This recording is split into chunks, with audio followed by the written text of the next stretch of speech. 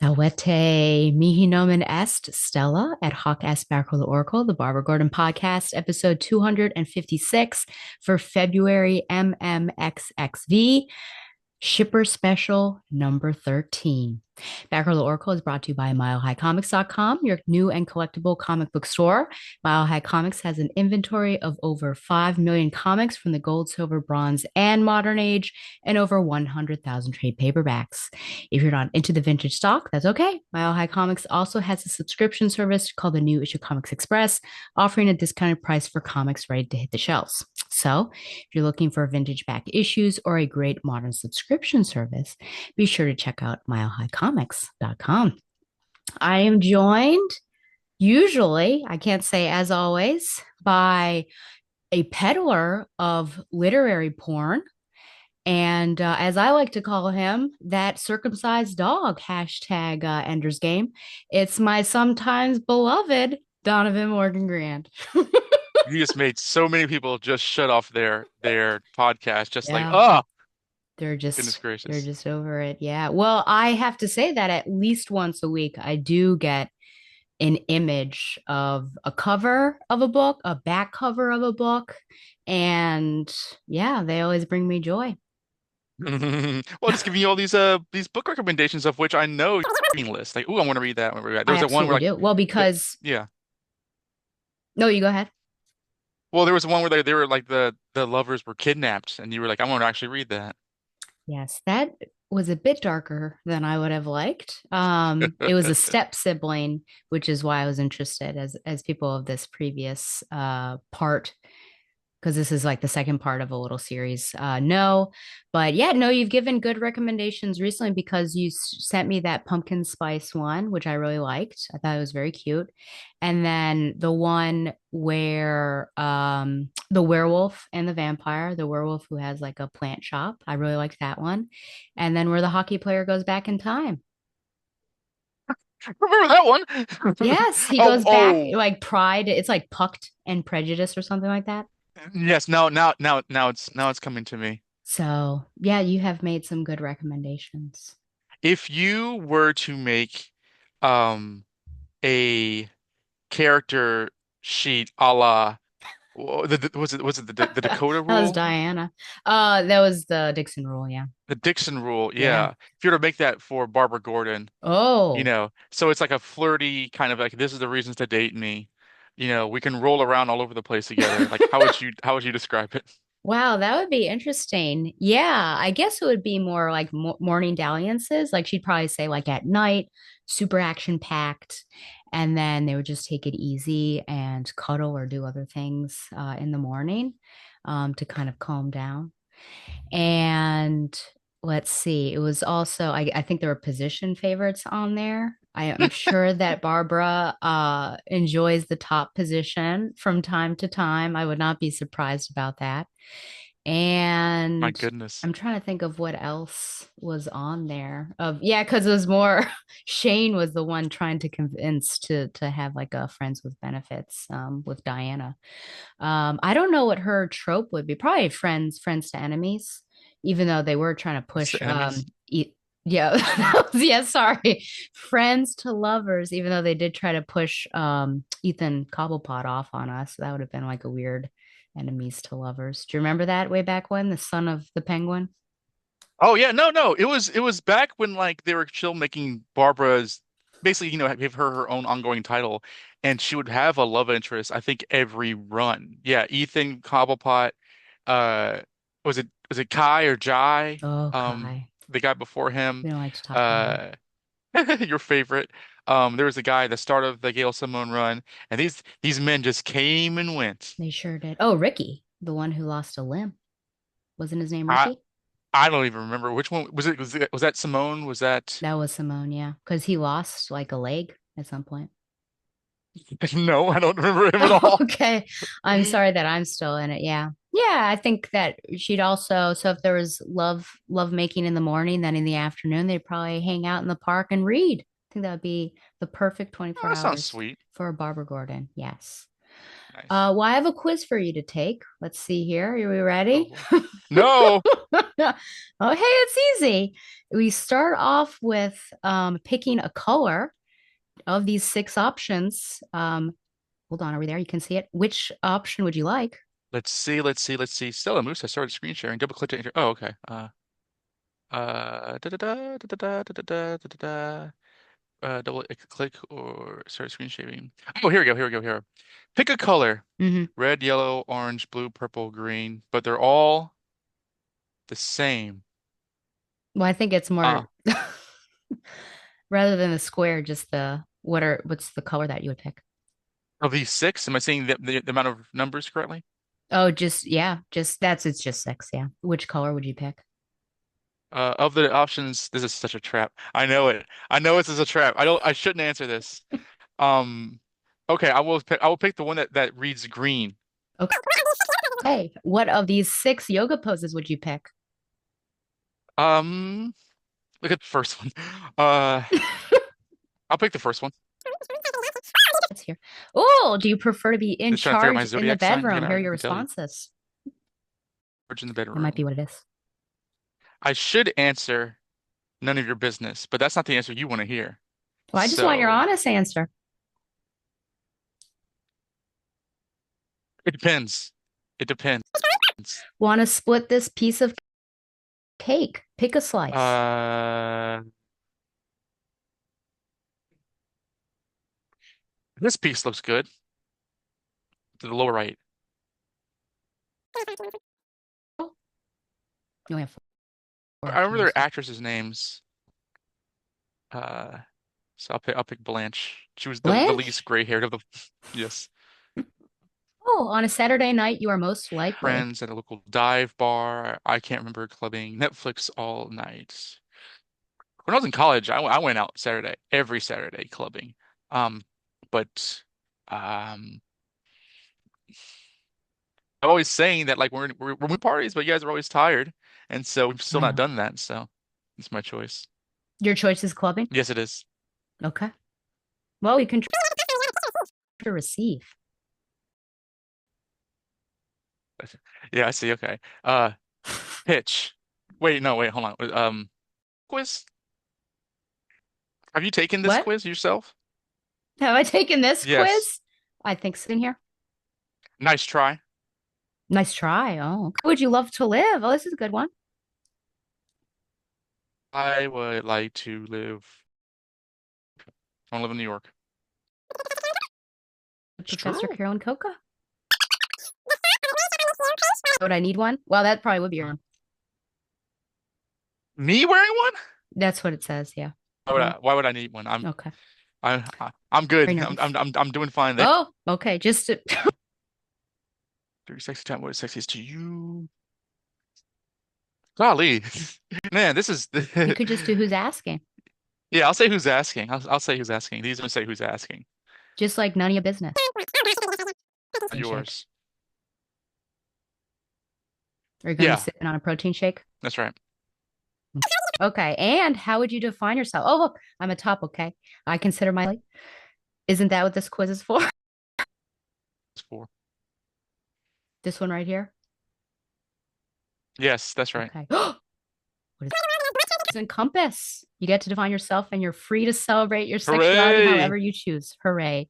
Do what feels good. Well, thanks for playing this quiz of Are You a Top or Are You a Bottom, which I hid from you. I promise you, I always do. It feels good. I thought it'd be funny if it turned out that you were a bottom and then I had it recorded for posterity. Okay. That was incredibly obvious. That's what you were gunning for. Oh, okay. Well, that was just a little warm up, but we're in it now, and this is serious business. So, if you remember from Super Special 12, we did toxic couples or how society would probably deem them toxic that we love, whether there's shame attached to it or not. I unashamedly had some loves and other ones had caveats. And this is a bit of a reversal. I wanted to do a sort of a duology episode across 2 years where we are looking at ships that, for the most part, people, society, fandom really likes or loves, but we do not like for whatever reason. So we have switched things up. Hopefully that makes sense. So set. I think it's a good setup. So I will say that Donovan is first this year. Oh, Recall that we start off with our top fives. For the YouTube, we each will share. You have sharing power, by the way. Share an image that relates what this couple is, or so you can get an idea. And then on the audio only, if it pertains, we'll have some audio clips as well. So I'm excited to see. I don't think Donovan and I have any intersections. I'd be really surprised if there were. To tell him there's one couple that if he puts, I'll be upset with him. But we'll see if he does. Um and I will say I had a couple honorary mentions, but I was thinking about the couple from Citrus, but then I thought, does anyone actually like really hardcore ship those sisters? Because it's just like so abusive, and I didn't even want to talk about it. And then yeah, I for was real. thinking about Hulk and Black Widow, but I don't have like so much disgust for it. It's just like it's kind of a why does this exist? It went nowhere sort of thing. Um, Yeah. Yeah, I was similar. I was like, these are ones I could name, but am I being honest and saying like, I don't like these? It's like you don't want to do that. You don't want to just list out things because yeah, there are so many couples that you can have antipathy for. Like why waste a selection on like something that you don't, just to get a name out there. So right. Yep. So with that, I will hand the floor over to Donovan, who will start off with his number five popular couple that he just does not like. yes, I share images with pressing share, correct? Is that right? Correct. Yep. And then Okay. yeah, you'll click whichever one you need. Okay. So sharing that. And I am sharing. Shut up, Siri. Are you seeing that? I can see, so I'm like trying not to look because you're kind of spoiling the whole thing. So double click Uh on the image, I oh. guess, because I see your files. I got the image up now. Your screen sharing is paused. Uh oh, I see. Okay, hold on. How do I? How about this? Share. Is that right? No. Yes. Oh, okay. Okay, for those who are listening, my number five is Batgirl and Superboy. Which is something that you should be familiar with because you've maybe not recently, I guess at least a year ago, Yeah. went over these issues in the 2000 Cassandra Cain led Batgirl series. And this is number five for a good reason. It's not like, a huge thing. I will say, however, I put this on here because there are all kinds of fans online. Cassandra Cain actually has, I think there has been a lot more of a vocal contingent of cast fans in recent years, which is awesome to see. And among those, I have begun seeing folks who really do enjoy the pairing between Cassandra and Connor Kent, Connell, the Connor Kent Superboy. And you know, it comes from this storyline where I think it started out actually in the pages of like Superboy's own comic book, which I maybe have read once or twice in terms of that issue. Like she shows up and it's Supergirl or it's Batgirl or whatever. And then you go over to Cassandra's title and she and Orc are on this cruise and she spots Superboy who's posing as Carl. And there's this whole thing with like Black Wind and like there's a lot of things going on. The actual story is Oracle trying to have Cassandra relax and Batman tricking them to be on a crime cruise. But it ends with the day being saved and Cassandra just hauls off and kisses Connor. And she is really strict because that's her first kiss. So she like steals she absconds all the way to Smallville to track him down. Just wants to keep kissing him. And Connor's been a playboy since he first appeared in Return of Superman, or Reign of the Superman, actually. So at first he's like, yeah, this is awesome. But he's increasingly kind of made uncomfortable because he's not really feeling it. And she can feel his body language in regards to both him objectifying her through, his eyes, but also just kind of like, the vibes that he's feeling towards her. So it was an interesting series. I'm not saying I dislike this storyline, but I think fandom has a way of just scraping for crumbs and like, oh man, Cass and Connor, that's the best couple ever. And, I respect that pe people enjoy this coupling. I just find it really insipid because the story kind of outlined why they wouldn't work. It's fine if you like the idea, but like I'm seeing like fan art and stuff like that, and like, oh, what if they grow up and have kids together? And I'm just like, rolling my eyes. So it's not a couple I enjoy because there's been a lot more focus on other ideas of who she might pair herself with. And I think that like this one was kind of done and dusted, a long time ago. So yeah, no, it's not, it's my number five. I don't particularly enjoy this couple. I don't hate it, Yeah. but it's not, it's not end game for me. Yeah, I find it a bit odd, like an odd pairing. It's not something necessarily that I get, an erotic thrill when I'm reading. Me neither. Like, oh yeah, I really, ship these two together. And this was around the time also, wasn't Black Wind also on that cruise? And so there was that whole thing too. So she was really trying to, if the point were to maybe sexually awaken Cassandra, with these two back-to-back males, then maybe. But yeah, Connor and Cass is not really the one for me. I think the other Cassie Sandsmark, Yeah. is, the one that I love to see him with. And a little bit honestly with Tim, just because Tim takes his death so hard. And in 52, the weekly series, and I mean Cass and Tim end up kissing out of sheer grief, but you're almost like, is this an Achilles Patroclus situation where Tim actually had some feelings for Connor, which I guess goes to show there's his bisexuality way back when. That's So true. yeah, I don't hate it, but it's just something that I didn't feel like it fits. So I agree with you on your feelings of this. Yeah, thank you. It's gonna be a lot more intense as it goes on, but this one's just like, I don't really care for it. And I don't want to just whole hog make fun of those who do, because I know people who genuinely do enjoy it. It's just that like I don't want the conversation to get beyond like, this is obviously the end game. It's like, shut up, shut up, shut up. Just stop it. Yes. Yeah, we're going to try not to insult any fandoms. It's just our like personal preferences that we go against the grain in certain aspects. In talking with anyone, did they share their feelings as to why they really like this particular pair? I think it's just like Marge Simpson and potatoes. They just think it's neat. That might be a reference you don't get. But like it's just I mean I've not read any essays on why Connor and Cass are endgame. Um I think that Tim makes better sense for both of them, quite frankly. But they just, you know,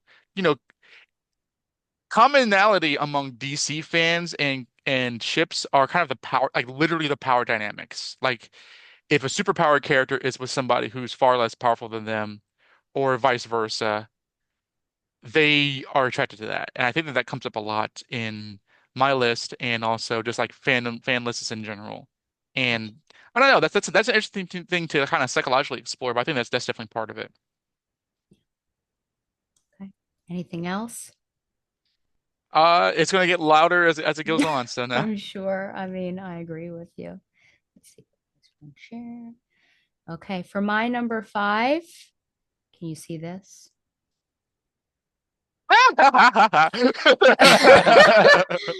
It could have shifted, but I'll put this as my number five. And it's funny because I asked the good Professor Koka, I said, are there any relationships in popular culture or fandom that, people really like, but you do not like? And she said Kylo Ren and Rey. And I asked, "Oh, what are your reasons?" And she said, because he killed Han Solo." Which I thought was great. Yeah, so That's so funny. Kylo Ren and Rey, or Reylo as their ship name is, I would say, Raylo? yeah, I would say it really begins episode 8, but reaches ahead in episode 9 after he sort of, resurrects her, and then they share a kiss and then he dies. This became the most popular ship in the sequel trilogy. It has thousands of fan fictions. on Tumblr. Remember Tumblr? Raylo was 10th place on the Fandometrics list of most reblogged discussed ships in 2016, then 19th place in 2017, second place in 2018, seventh place in 2019, and first place in 2020. Heck. So it goes back and forth, but yeah. So I don't know where it is now. That was just my data at the time. Some of the tropes that I found, obviously you have this force bond. You need a teacher. There's a trope right there. Redemption, which I've spoken about the redemption with I think Carolyn Coca as well. Arranged marriage, apparently there are some tropes like that set in the canon verse. Alternate first meetings they have, modern AUs, mythology AUs, virgin fic, which makes everyone super excited, doesn't it? Future enemies to lovers. I think that's a big trope that makes sense. One that Sure. I don't really like is there's an Omega verse tag. I don't really like to think about what that would be like in the Star Wars universe. I don't really want to talk about it. And then you have authors like Ali Hazelwood, which you probably know quite well working at Barnes and Noble, who Yes. basically makes every romance a Raylo romance, or at least the male lead is 100% Adam Driver. So everybody, so what was it? Is like, was it the love hypothesis? Yes. That cover, like it was funny. I was at the register one time and when we first got that in, we had all these things. And I was just kind of just staring at it, not looking at it, not thinking about it for like 5 solid minutes, just like unblinking, looking at this. Wait a minute, that's Relo. I know. I almost wish that if that were adapted, that he should just play that particular part. So I love Ray. I loved episode 7. That might be my favorite episode. It's hard for me like Yeah, to it's good. put my rankings, but I loved, yeah, love the Force Awakenings. Really fell in love with Ray as a character. And I liked her and Finn. I thought that was a sweet pairing. I kind of liked kind of the doofiness of the couples. Yeah, BB-8 there too. And it just felt like episode 8, like maybe they didn't want, this is like conspiracy theories, obviously, but I don't know if maybe they didn't want an interracial couple. And so now we're pushing Ray off of on somebody else. And now we've got this weird, like, let's have thirst traps in Star Wars, which is not why I go to Star Wars, necessarily. In 8, I know. And then in 9, we're just like pushing them together. And I just feel like why are you forcing us into this? And not to mention the sheer toxicity of this guy and that he definitely has anger management issues. Yes, he killed his father. Very controlling of her and manipulative also. So it's just not a good pair. I really don't like it. I guess it would definitely be a dark romance. I'm fine with like enemies to lovers and things, but this just like there's a transition phase where they both realize maybe they misunderstood the other person or they were going through something, and then you're like, oh well, that person wasn't as bad as we thought. But this is like, no, he was as bad as we thought. There's really not necessarily as much redemption, even though we tried it in the end. So I just personally don't like it, and at least I know that I also have Professor Cook on my side, though she probably would put this as her number one, but I think she's not going to disagree with my number one either. Any thoughts on this? Do you have a horse or a dog in the race where it comes, with this or with Star Wars? I mean, I am not. I enjoy Star Wars, but I'm just not a like big time fan. Like, I don't care about the continuity really. I don't really. I'm not seeing everything past like like the main episode movies. So I don't get myself emotionally involved. Although I did enjoy seeing because Denmark and I saw The Rise of Skywalker together and had a lot of time kind of like ragging on it. And then I showed Harry The Rise of Skywalker on Disney Plus, and he was very surprised. But in regards to this pairing. I get the logic behind it because I think when you're saying, oh, they're being forced against each other, I think that at this time there's a precedent for a female heroine and her male antagonist. Like, I have not really watched much Buffy, but I think Mm, if not Angel, then James Marsters' character, Spike. I think Spike was a similar case. Yeah. But Rey is the hero and Kylo Ren is the bad guy, and they're two young, subjectively pretty people. Subjectively in Adam Driver's case, and so, and also you have whole thing in episode 8 where it wasn't necessarily romantic, but like it was like, like Ray, join me. Let's join each other together and forget the Jedi and the Sith. And that does open up a lot of romantic possibilities. And I think by that time the fanfic online naturally exploded. Like that to me makes a lot of sense. And I think that like media pe people in media, like film making all kind of stuff, are much more aware of what goes on the internet. So with Rise of Skywalker, they played into that by having them kiss. Like they even though there wasn't much build up for it at all, not really. I think that it was more on the case of Ray wanted to redeem him, but that was more or less it. I didn't see any more romance than that. Yeah. But I get why people were attracted to this because it's I think it's just straight up the bad boy thing. You have a female hero and her bad boy villain. So like to me, I'm not confused as to like this doesn't make sense. Why? Now, whether you like it or dislike it, that's definitely down to personal preference. Hmm. And I also think that like the writing lends itself to it. Like I can see being a fan of these characters, but also like this doesn't really work. And I think that this is kind of forcing the end, so I don't really care for it. But I do feel that like it's not out of pocket to imagine that this might turn into a romance story, even though when they kind of did at the end, no, that didn't really work.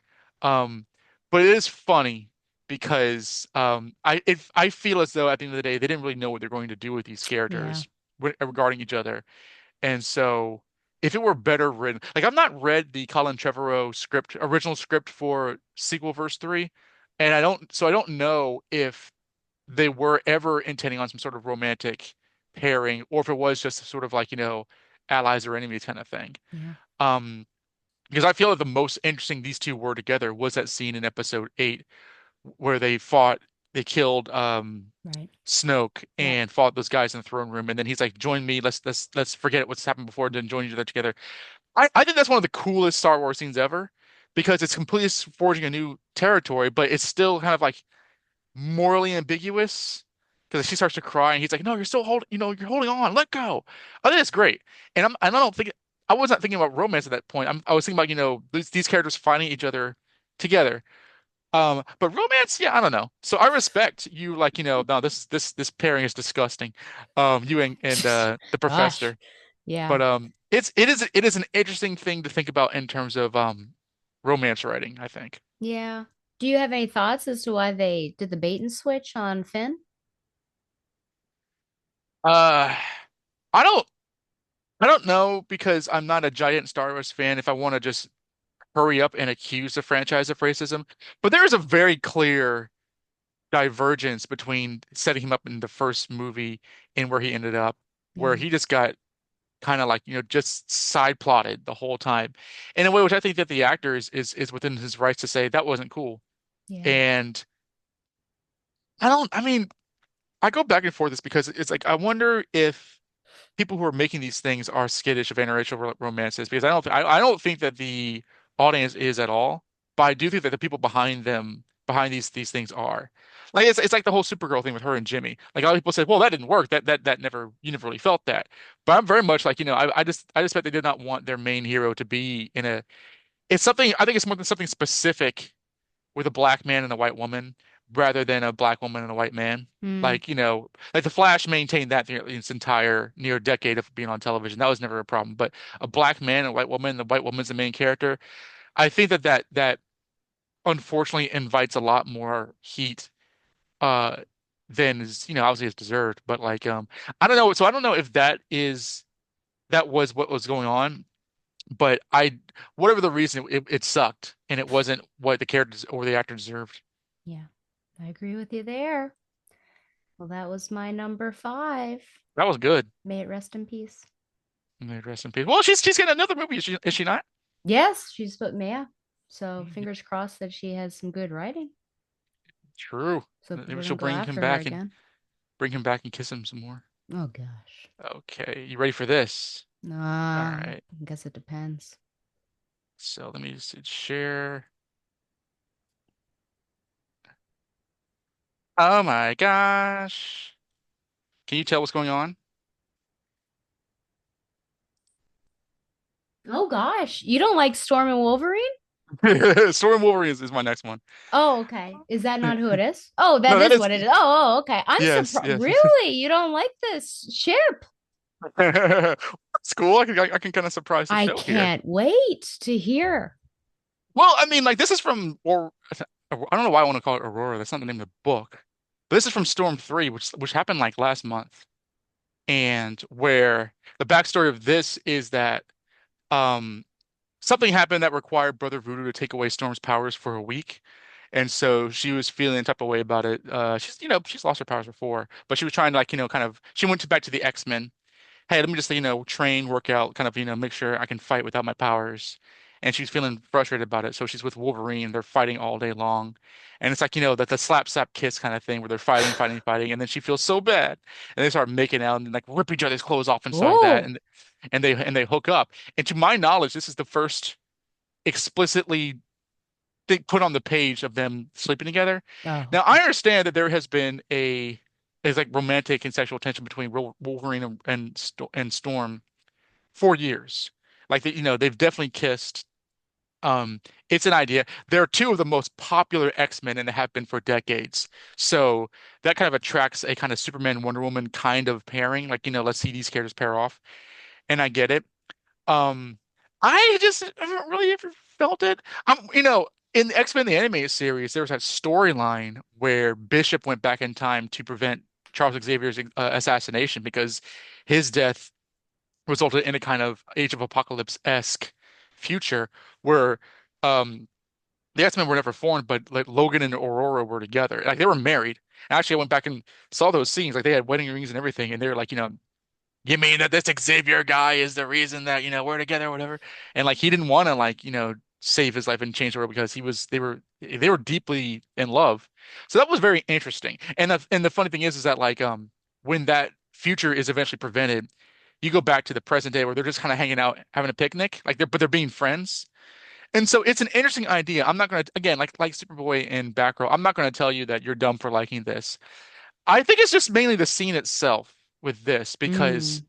I, I'm not prudish. I'm not saying that they can't be having sex, but it just felt like kind of getting this out of the way because fans wanted to see it and not a kind of like, emotional lead up to this. Like it kind of felt really like when I say badly written in that like the scene was failed by the lead up because it literally is. It's not like Wolverine is in her thoughts in this issue. She's hey X-Men, hey Gambit, hey Kitty, hey Kurt. Hey Logan, and then like like they fight, she feels bad, they're kissing, they have sex, she wakes up, that was a mistake, and like that's like the end of that, and it doesn't feel like anything. And so like if this is supposed to kind of be endemic of a passionate, powerful romance between these two iconic characters, I'm not really seeing a justification for that. Also, it feels historically more like a flirtation and less of like a soulmate kind of thing, and that is kind of what people are, as I've seen articles online of like, they really get each other. Like, um, when she was with T'Challa, she had to represent Wakanda, that kind of stuff. And when Logan is pining after Jean is always trying to temper like the berserker animal within him, but they can be each other with each other. There's a lot to that, but I'm not really seeing that explicated on the page. And so, again, it's not a terrible idea, but I have not been convinced that this works. And I don't think that writers have really put in effort to convince me of that. They're just like, hey, wouldn't this be hot? And sure, it would be, but show me why. So, yeah, when I was thinking about this, I was like, I know this is a very popular pairing. I'm not a fan of it, but that's because I've not seen an argument for it that has compelled me enough. But get me again, again, I liked a lot of those scenes in X-Men animated series, so I can be brought there, but I think that like it needs a lot more work before I'm on board with the other shippers. I think that's because you actually ship Kurt and Logan, given that that cover you have showed me, which is Oh probably yeah, a wallpaper on your phone as we speak. I do have it saved on my phone for the purpose of sharing, but like yeah, and even the artist Oh. was like, I can't believe we got away with it. I will say that I like this pairing. I'm not like die hard for it, but one of my honorable mentions of a pair that is, I don't know, is popular, it at least seems to constantly exist, but I don't care for is the Logan and Jean. Just because it's like constant pining, and after a while it's like getting annoying. Because I feel bad for him, and then it's just like, guy, you need to move on. I remember they were in, I would say, a committed relationship and someone can correct me if I'm wrong, because I was in like a heavy X-Men phase for a while between like 2010 and 2016. Wolverine and the X-Men, that run, which, man, I can't remember who was writing I that at the wouldn't I time. wouldn't know, unfortunately. You're like a Okay. comic run? I don't know. It was a comic run. Yeah, and they were actually in a relationship and I thought that it worked well. I can see from your explanation of how this goes. Actually, as I was looking at this, it very much reminded me of New 52. Was it Batman or was it Catwoman number one where they just like take their clothes off and have Catwoman sex number on the one. roof? Okay, yeah. So it did kind of remind me of that. Yeah, so I guess it depends on like where it goes. If this was just it, then why did you do that sort of thing? I'm thinking about your comment about, I guess, how did they complement each other, or how did they work in each other's lives? I don't you feel like she could also play a similar part of Jean because she is rather level-headed and she's intelligent, that she could be someone who would talk him down off of a ledge because she had been a leader of the X-Men at one point as well, too, right? Oh yeah. No, I am not going to tell you that this doesn't work. Okay. And I think I know that's confusing. I know. I don't think we need reasons to not like it. We just have to not No, like no, it. that's But okay. I just wondered, like, what difference do you see between her and Jean? well, I think that Jean won. I think her t telepathy lends her to kind of like characterize other people. I think Jean interacts with people differently because of her powers. Whereas, and she has different sides of her. She has the Phoenix side. She has the X-Men, like, original member side. She has the whole um clone side, the Madame Pryor thing, which she was separate from. She has those issues. Like Wolverine and Storm have a long history of each other, like not together, but like they are not just X-Men characters, obviously. So that works. But so maybe I would need to read X-Men and the Wolverine and the X-Men to see how they pair off as a couple. I mean, and I can see it, but I don't know. Like this scene plays it as though it's obvious and it's not. It's like it especially with that kind of like the lead up, it just feels very like emotionally immature. And it's like I could see a better version of this scene right here that would be like, you know what, I wouldn't want to go on, but it just feels like it was just written. It was written by a female author. I'm not familiar with her, but I know that like she's an X-Men fan. But it kind of had a bit of a fanficky touch to it that Mhm. I didn't appreciate because I was aware that Storm has her own ongoing, but when this hit the internet and everyone was like, "Woo!" I was like, all right, let me check this out here, and I sat down and read it. And I feel that there's more flirtation with her and Brother Voodoo than her and Logan. Like, she just shows up to the mansion in this issue. It's not like she's been with them and they've been leading to this. So like, I don't know. I think that like there's a better version of this that justifies the relationship, and maybe I'll say something different in a year. But as of right now, I've been less convinced than more other folks for these characters who I love. I love these two characters. So it's not like I'm speaking out of pocket here. Yeah. Yeah. And I mean, even though I enjoy this pairing, I don't know that that's the number one person that I would put him with, anyways. Um, I think people from his past I very much appreciate maybe a little bit more. But yeah, we should have done that. We listen and we don't judge after each one of them. We should have done that. Next time. Anything else on Wolverine and Storm? I mean, you were saying like who was his like end all? Who's his end game? Who's his OTP? I Yeah. almost wonder if Logan might be alone. I mean, like he's lived It for might so be long, true. Yeah. and like oftentimes because he's not really in it. I think Monaco is the only one he's actually in a relationship with. Everybody Yeah. else, I mean, he's hooked up with different people, but I've not really seen him paired off with somebody. And because he's lived for so long, I've not. I mean, I don't think any writers has considered him to be a romantic partner. And again, with Storm, I could see it, but again, they've not. That's not been a focus that's justified it. To me, it's kind of like how people like Peter and Mary Jane are not on this, obviously, because I like that pairing. Some people would argue that like that relationship has not been sufficiently justified for them to get married, and I have literally argued otherwise, and I think you can argue otherwise. But how people have argued about that, I feel that with Logan and Storm, and again, they're not even together, Yeah. and you can have people sleeping together and like that be a ship, but it's it doesn't seem to me as like weighty to be worthy of these characters to to big up as important. Okay. We listen and we don't judge. Okay. I mean, I don't think this makes you mad, right? I'm not upset. Are you upset? Excellent. I'm not. No, I'm Uh, fine. I just oh, I'm said that deeply I like upset. them. I don't disagree with you. I don't think you will know these people. Oh, go back. Uh, This is Emily and Allison from Pretty Little Liars. you don't like? I know this is a TV show. I'll focus on the TV show because I did not read the book series written by Sarah Shepard. My ire has sort of cooled off, I think, initially. I think when we did that special about diversity, if you recall that years ago. I don't even remember what year I that do, was. yeah. Yes. I, yeah, talked about this. And I think I also mentioned this couple at some other point. But to have this be the ending ship for Emily, because I could care less about Allison, just really makes me upset. And the main reason why it's number 4 rather than like switching the 5 is just that I invested 7 years of my life into this show, and to have like this be the ending ship was very upsetting, especially because the show Ooh. became not good, but I was just in it too deep that I just had to finish it, which I'm sure we've all been there, that there's just a show that that you just need to finish because you're locked in. So they first met in junior high. Allison took Emily under her wing. She's very much like the Regina George of the school. She invited her into their group of friends. Emily actually had a crush on Allison at that time, though it was sort of unknowingly. As the show and the book progresses, Emily like realizes, oh, I'm gay, and so there's like a coming out story and everything with that. Everyone told each other everything.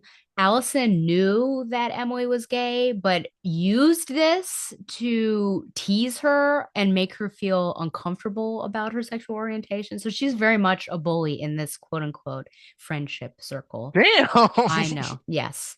As time went on, they shared some romantic notions and shared kisses, but Allison refused to accept whatever sexuality she may have had. We can call it bisexuality, and just like basically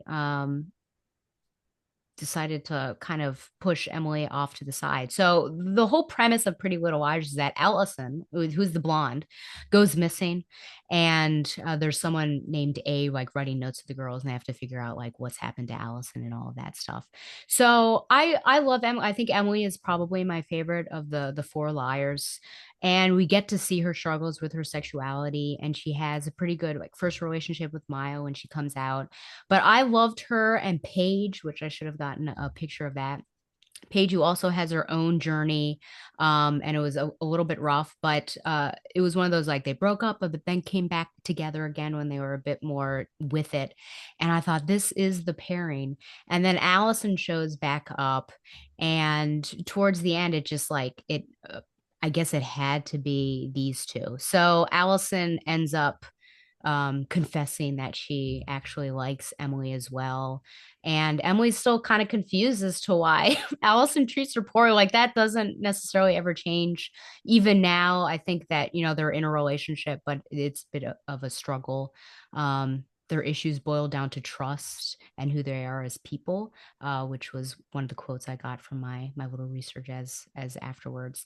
It's just, I don't know. It's, I guess, going back to your your bully. So it's bullies to lovers, which I think is different than enemies to lovers, because enemies to lovers for me, and I think we've had this discussion, you and I, whether it was on here or separately, enemies to lovers, I think that both parties are able to hold their own and take care of themselves and fight back. But bullies to lovers, in my mind, one person is like constantly the victim and like can't stick up for themselves, and I just felt like that was what Allison did to Emily. And I just feel like, Emily, why did you end up doing this?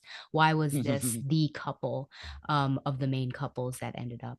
So yeah, I know that you have no context for this, but this is just something that, I mean, the show has ended probably like not 10 years ago by now. I'm maybe 7. And it's just like, oh, always remember that I don't like this couple and that I wish it had been Emily and Paige. So there you go. Was, so would you say your opinion is minority opinion?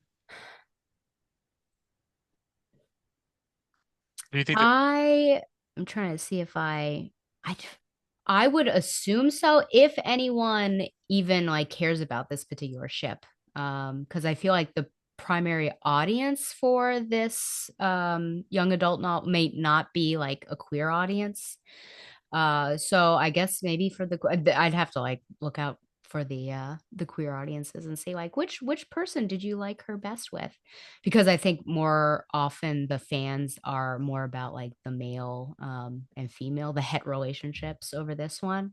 So I might just be Mm, in a regular little pod of maybe someone who actually cares about Emily Field's relationships and she doesn't I don't like this particular one. Yeah. So I actually oh, couldn't speak necessarily for the people, but the fact that it not only it transferred from book to TV show, um, and okay. they didn't change it, I feel like, well, yeah, And you which said you've is not read the another one that books? I'll have to. I'm sorry, You said you've not read the I've books? not read the books. No, Okay, so you don't know if it plays better in that one.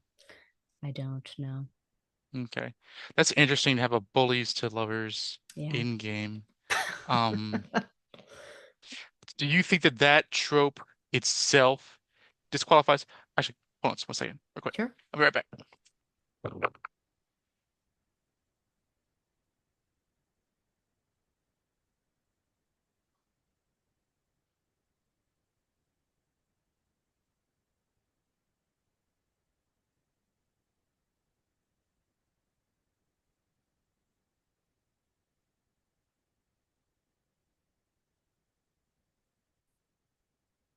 As you were out, I actually went on the Reddit, and it seems like they kind of put Allison at the bottom, anyways. They talk a lot about Samara, so it might just be just one of those pet peeves that it exists. I mean, the fact that it made it, I think, to screen means that well, the creators thought it was popular, anyways. Do you think that that trope, I think I said this before, is something that you would ever be okay with depending on how it was written? Or do you think that's just a go nowhere trope that just kind of disqualifies a romance for you? For me, yeah. Well, I think about there's a show that I really like on Amazon called Maxton Hall. And Oh yeah. some people are calling that bullies to lovers. Again, I kind of feel like she kind of pushes back, but he has more power in the relationship, given his wealth and social status. So I guess that could be. So in that case, I will have to say, like, yeah, it did work out. I guess I get really scared because because of the power dynamics. Like, is this person choosing the one who has less power, choosing the bully? Like of her own or his own accord, or like are they being manipulated into those feelings? So that would be my concern.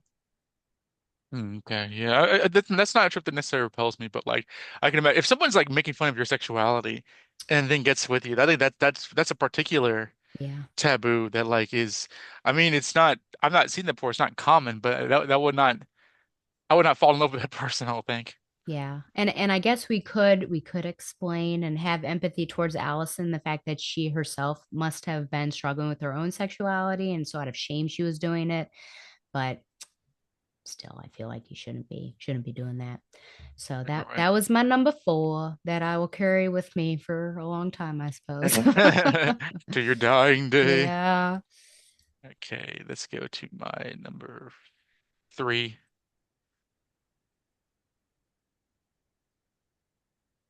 Oh, Is that wow. These are really interesting picks. Oh well, thank you. I'm shocked.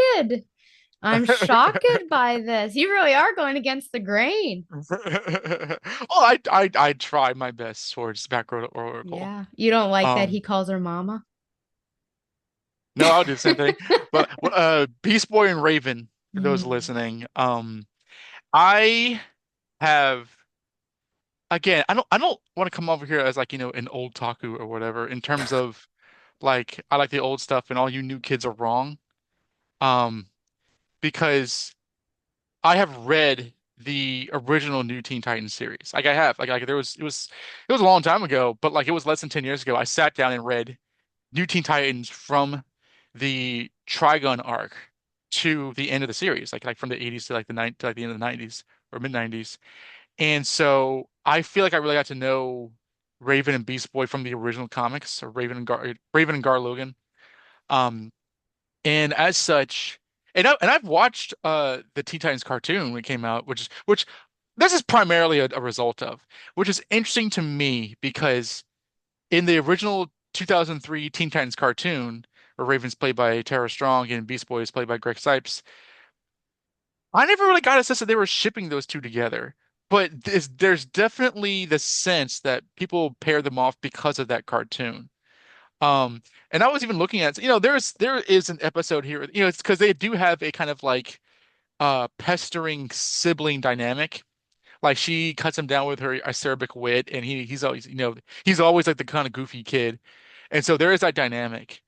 But online just took that and ran with it because that's where this image here is the Kami Garcia Gabriel Piccolo Beast Boy Loves Raven graphic novel. Um, which is based off of a lot of illustrations that Gabriel Piccolo just kind of did on his own of the Teen Titans being teenagers kind of hanging out.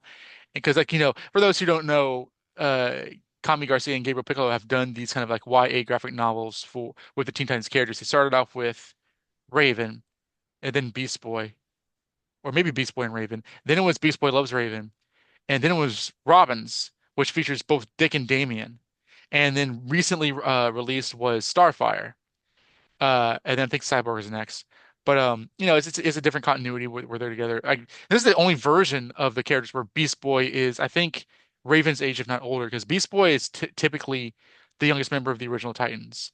Like even when Dick and Donna and Wally and them are all college age or older, he's still like in high school and stuff. And so as such, it's not like Raven and Beast Boy have often been kind of in the same age range. Like if she's a senior in high school, he's a freshman. But there was the 2003 Jeff Johns Teen Titans comic book series that had some of the original Titans like Cyborg and Starfire and Beast Boy, along with Tim Drake, Connor Kent, Cassie Sandsmark, Bart Allen. And in that, Raven came back in a new body. And that's where she was like the younger Raven, very obviously patterned after the animated version. She had the civilian identity, Rachel Roth, which has never been done before. And in that book, they started shipping Raven and Beast Boy together. And again, again, I see the logic. There is a logic between the moody goth chick and the goofball funny guy. Like that's cute.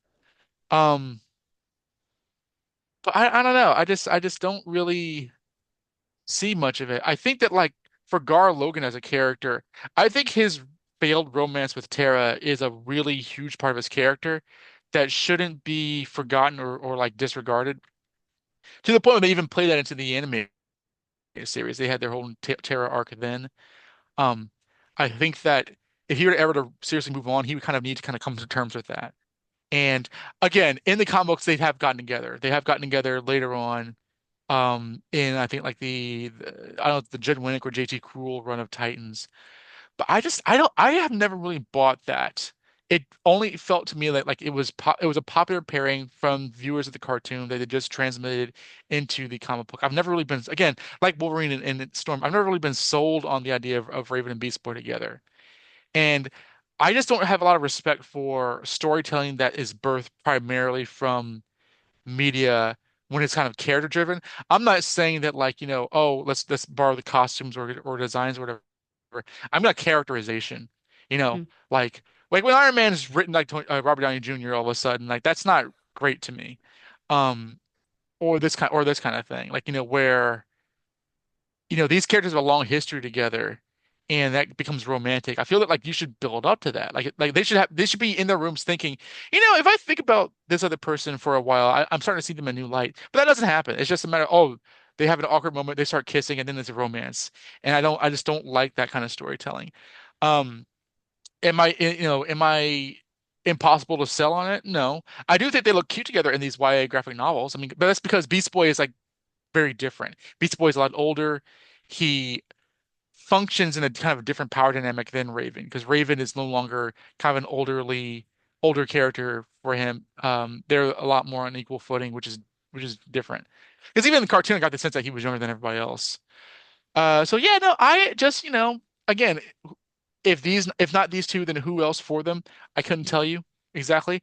Yeah. I'm just not a big Beast Boy and Raven shipper, but I know I am. This is probably the biggest minority opinion so far because online, if you are a fan of Raven and Beast Boy, you are a fan of them together, essentially. I think even the official DC guide says that, like, um, one of the most iconic romances in DC is Raven and Beast Boy, and I'm like, huh, that's not true. But like, popularity has kind of, one-upped history, so can't say anything against it. Yeah. Even though I am right now. Yeah, I feel like I started to get a sense of shipping later in the original Teen Titans animated series. Especially with like maybe it was like the Trigon. Is that 4 or 5? I felt Four, I like think. there was something brewing between them.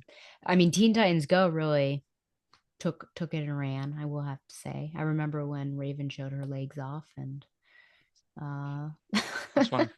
Beast Boy went gaga for it. I personally have no issues with this. I think maybe that I would ship them as well. Yeah, that is the question. If not who, I think in a similar fashion with Wolverine, I feel like if not with Beast Boy, then probably Raven would be by herself. With Beast Boy, Yeah. I feel like he could potentially be with anyone, but I'm not necessarily sure who that anyone might be.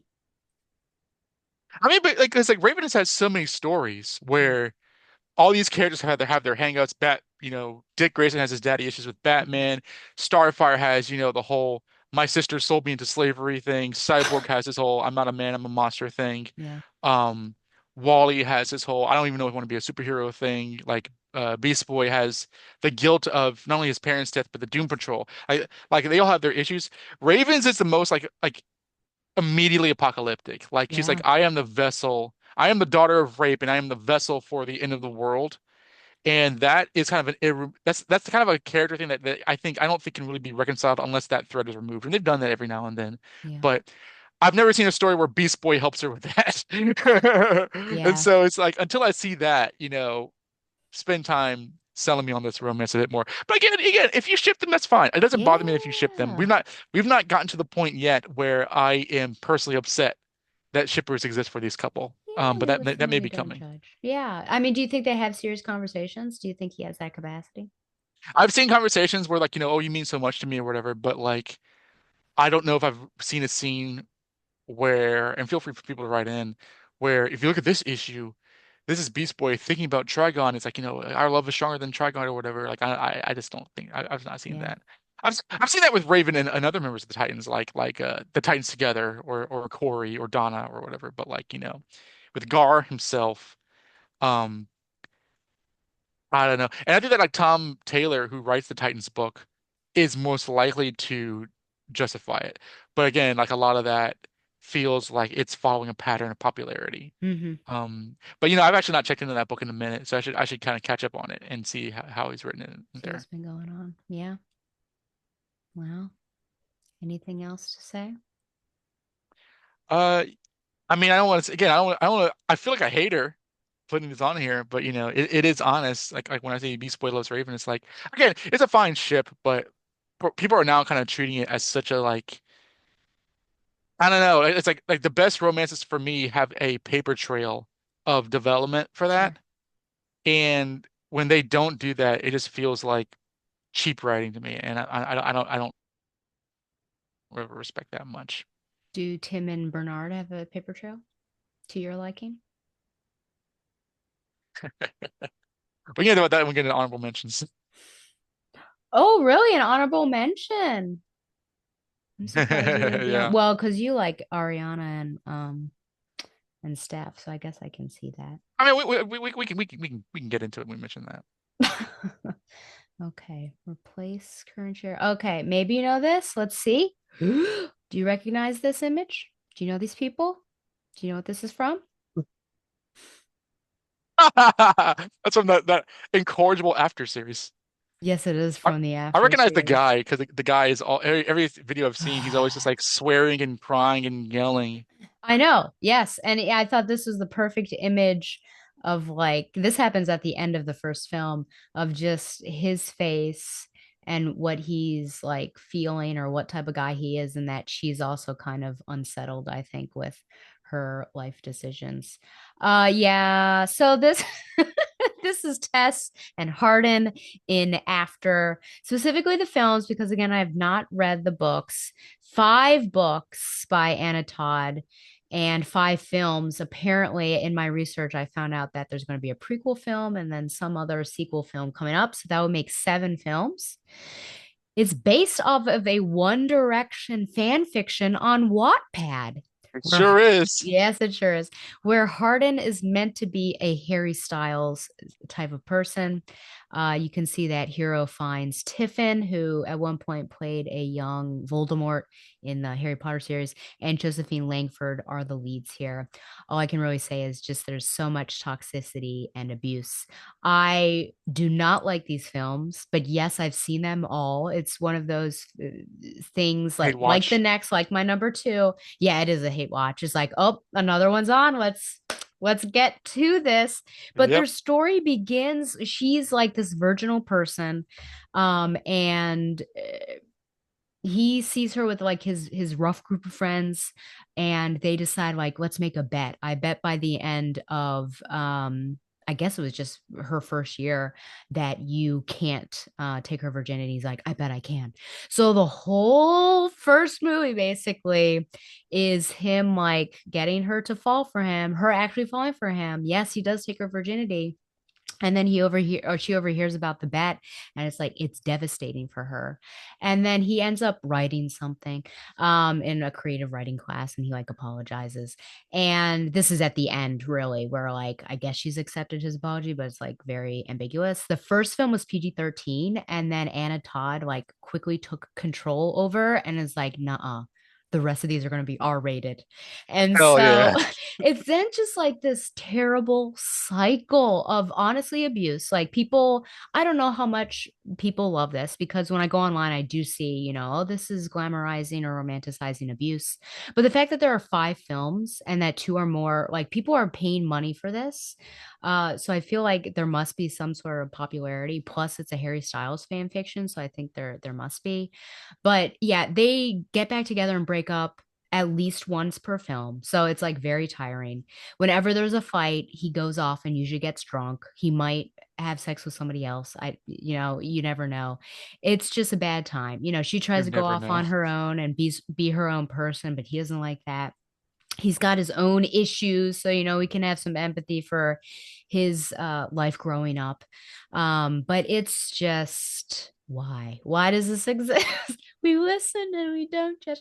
I don't know why it exists. I just don't like it. I'd love to hear what people, it's the bad boy thing. So this is like Raylo, but to an even worse degree, just because of the frequency of this cyclic experience of getting back together and breaking up and everything. Because yeah, you can see that he's a bad boy. He has tattoos all in random places all over his body. But it's just like enough's enough at some point, and you're just kind of shaking your head. For me, I'm like, Tessa, you need to move on. And at one point, she was maybe going to date the Sprouse, one of the Sprouses. He was in there, but no, she wasn't allowed to do that. So yes, I don't like I don't like this couple. But will I see the other? Will I see the other two? Probably, just to keep up with things and see how its toxicity continues. I have watched none of these films, but I Yeah. have watched the Alex Myers like review of them. Ooh. So it goes by the beat by beat. So I feel like I've watched them. Like I get like I know the backstory with like I think that like he's like his parents and stuff. And I know how it ends. And first of all, like do not get with somebody who like you find out oh they took a bet Yeah. like things were offered if you could take someone's virginity like even if it was like oh actually I didn't mean but I fell in love with you anyway like that's just like yeah, how can you tell your kids about that but additionally it's just this guy is like the I don't want to litter your podcast with swear words but like he's a real piece of work. Um, and I don't mean like, oh, he's a, he is abusive, but like he's kind of more pathetic than anything. Um, like he cries a lot. He, like, as you say, he gets drunk. He Mm, just has no emotional restraint ever.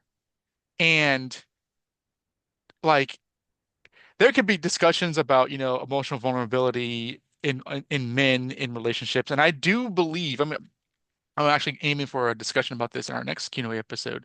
But I do believe that like when it comes to heterosexual relationships, there is less empathy when it comes to vulnerabilities in men's emotions. I think that there's a veracity to that. But I think with this guy, it kind of just activates this whole like, you need to seriously like steel up and get it together. Because he just doesn't, I don't see what's attractive about a guy who just is so, it's like bleeding insecurity with every line of dialogue.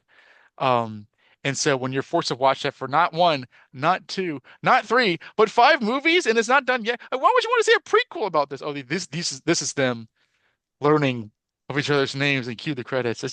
And I get why people like kind of torrid, emotionally fraught relationships, but this just mhm. seems to be, um, I mean, how much can you really say about it because it is successful? At the same time, it does kind of defy success because it's um bad characters constantly yelling at each other and Yeah, falling back in love, and people seem to love that. So it's obvious not to like, really more so than like, but people yeah, do like it, which is interesting. yeah. And I feel like it's got its own like production company now, which was the same production company that did that one about the Street Fighter who like basically kidnapped a girl Oh yeah, into staying with him for a month, I think it was, which Dylan I Sprouse. yeah, which I did find entertaining to be honest. That But was that was a very funny. completely different thing. Yeah. So, yes, yeah. So that was my number number 3.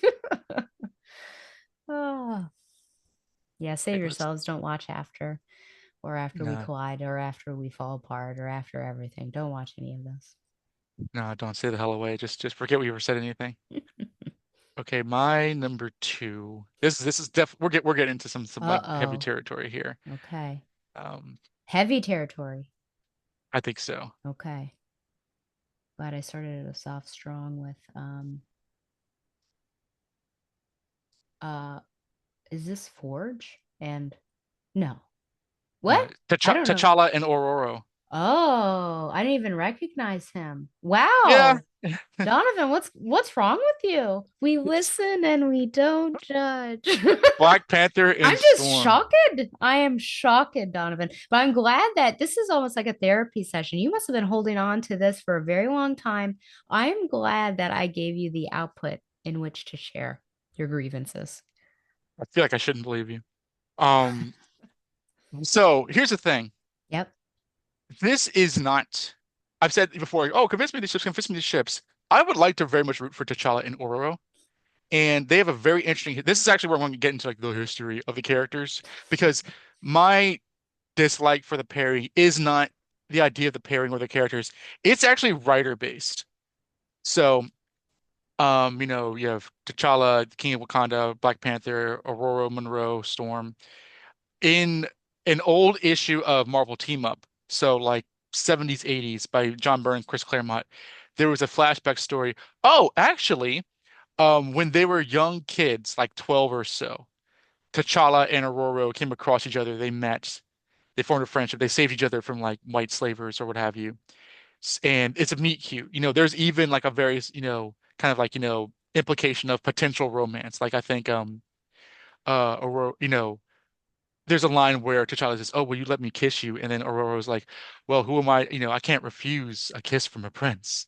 But she kind of flies away. She says, "But oh, we'll see how you are, later on if ever we should meet again." Because he was still very much on his like, I'm gonna kill the guy who killed my father kind of jag. So there was an attraction, but because of T'Challa's backstory, Aurora was like, that's his own thing. I'm not going to get involved. But I am really attracted to him. That's when they're young. What you're looking at here, this image here, this is not from them being married and something. This is from the Christopher Priest Black Panther run, which many people see as like the Bible for the definitive Black Panther canon, in which uh, Christopher Priest took the idea of a sovereign king in Wakanda and really made that as kind of believable and realistic as possible. He kind of like re it's a retcon, but he kind of reveals that he joined the Avengers to make sure that like America had no powers that were warring against Wakanda, kind of a spy kind of thing. And at this point in the run, the tension between America and Wakanda was really ramping up. And the Avengers couldn't say nothing to Black Panther. And so Storm of the X-Men kind of comes over to Wakanda. There's even a scene where like she's messaging I don't think she's on the Blackbird, but she's piloting a plane and they're like, Storm of X-Men, we won't let you land. She's like, okay, I'll just get out and land myself. Like, what? And she kind of like flies over there. And Christopher Priest returns this kind of like, this sort of childhood meeting between T'Challa and Aurora, and she helps him with some stuff. There's like an alien storyline or whatever. But it's very apparent that like these guys have a very soulful connection towards each other, and they even share this kiss. And at the bottom corner is T'Challa's more aside from Storm, his most popular love interest is an American woman named Monica Lynn, and that's her at the bottom corner. Like she's from like the 70s. She's from um the Jungle Action series where he was in America fighting the Klan and stuff. So there's it's a tension of him with the powerful X-Men, and she's like just a normal woman seeing this. It's like but she says, I think, we could be together. We would even be married.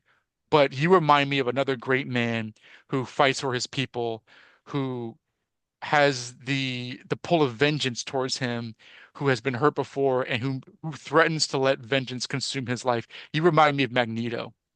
And if I got together with you, I don't know where that would take you emotionally. And that really makes him think. And Christopher Priest has said his plan was for T'Challa to kind of go down a darker path, for him and Aurora to get married and to really explore that and have her proximity to him be part of the character development, which sounds just utterly fascinating. Marvel said at the time that like his storyline with like kind of the international politics of Wakanda and America was kind of getting too complex for readers. That they're kind of can you dumb it down a shade? So he kind of eventually changed his plans and eventually left. And soon after that, you get Reginald Hudlin. Reginald Hudlin is a screenwriter. He wrote the screenplays for the House Party series, like the Kid and Play, teen comedy movies. And he eventually became the CEO of BET Television. Reginald Hudlin was the writer of Black Panther during Civil War. He's the writer of Black Panther when he and Storm got married. He is not my favorite Black Panther writer. I feel that like everything that you might like about Black Panther from the Chadwick Boseman movie to a lot of the political intrigue, the return of Killmonger, all kind of stuff can be owed to Christopher Priest. I think Rachel Hudlin, and I'm not the only person who feels this way, really dumbed down the canon of Black Panther. And if you read him reintroducing Storm and leading up to the marriage, it's bad. It's like dumb because it first starts off with House of M because House of M where Scarlet Witch said no more mutants and things changed and stuff and you had Spider-Man married to Gwen. You remember that? I know you remember Yep. that. So in House of M, Black Panther is married to Storm and she's very much like this henpecking character, like like oh who are you out this time? Were you out with Monica Lynn? Were you out with Shannon the She-Devil? All this harem of women or whatever. He's like oh I'm doing kingly business or whatever. Now that's an alternate kind of universe, but he kind of kept that approach when he was kind of reintroducing her into the book. Like she was with the X-Men and stuff, and it's very much a kind of like, why didn't you call me? Oh, I'm shy, or are you really shy? Whatever. It's just dumb romance that's not believable. And essentially, they get married because like it's kind of a political marriage. It's not really one where they kind of are drawn to each other. It's sort of like, well, we've known each other for a long time. We're attracted to each other. We might as well get married. Let me introduce you to my mother and not this very deep and um very kind of like heavy romance that Priest had built up. And when you're reading that wedding storyline, it's interesting because you're seeing everybody react. You're seeing the X-Men react and the Fantastic Four react and like Black Americans react and stuff like that. Even Monica Lynn react. But when it comes to T'Challa and Aurora together, I just am very at the time there was a lot of like this feels blunt because you're having the two most prominent African characters marry in this very highly publicized political marriage. and it feels as though that the development is beneath them. And it was. Like it was a great idea to get them together, but not for the reasons that they did. And you have interesting situations like when Dwayne McDuffie was writing Fantastic Four and Reed and Sue took time on to work on their marriage because Civil War kind of ruined it. T'Challa and Aurora were with Ben and Johnny. But by the time you get to like T'Challa filling in for Matt Murdock as Daredevil, they're starting to get a lot more estranged. And then, it just kind of becomes this like, who is Storm when she's with T'Challa? Who is T'Challa, in the face of the X-Men? Is he an obstacle? Like, is Scott resentful of T'Challa because he's taken away one of his most valuable teammates? Is Logan jealous of T'Challa because he has harbors feelings for Storm? Interesting ideas to explore, but it's really dumb and has these very kind of these dumb I don't want to say implications, just sort of these sort of soap opera dramatic storytelling that's not worthy of them. And of course, do you remember how they break up? Do you know about that? I don't recall. I'm sure I knew of it at the time. They're like Avengers versus X-Men. Storm's on the X-Men Oh, team, yes. Black Panther's on the Avengers team, and she's like, "Hey, I know that we're split up on these teams, but this is going to affect our marriage." He's like, "Oh, don't worry, I annulled our marriage like the other day, so we're no longer married." And she's like, "What?" And I was just like, no, nobody was taking this at all seriously. And the worst thing about this, remember when I told you that there was that old Marvel team up issue where they met each other about 12 years old or so, and they like, had definitely had feelings, but like we'll see each other when we get older.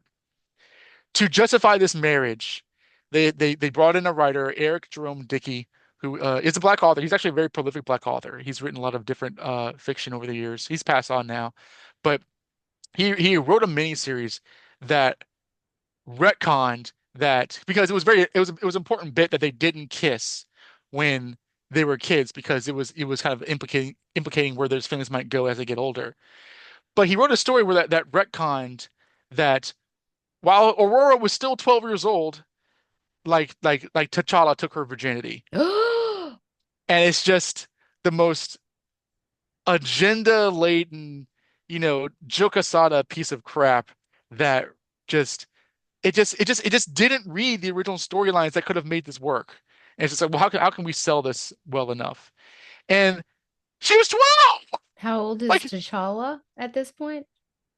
he's either 12 or older. I think he's Okay. older. I think he's like 14 or something like that. But like that's awful. Yeah. Like the don't do that. Like I don't care if they are the same age. Like don't depict that.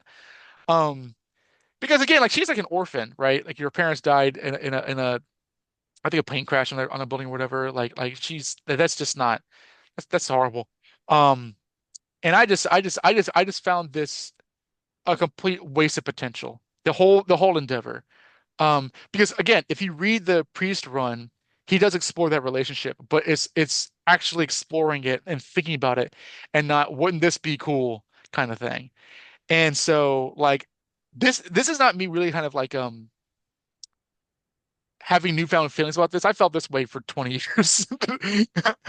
That the marriage was like, it would have been a great idea if you actually cared about writing it well. Some interesting ideas. I think the whole Civil War era is actually very interesting, but I don't think Reginald Hudlin was the guy to write it, personally. Um, Apparently not. and I just it's just Wow. It's a big yeah. crawl. Yeah. Yeah, as you're talking about this history, I think I did not realize concretely how long they were actually together.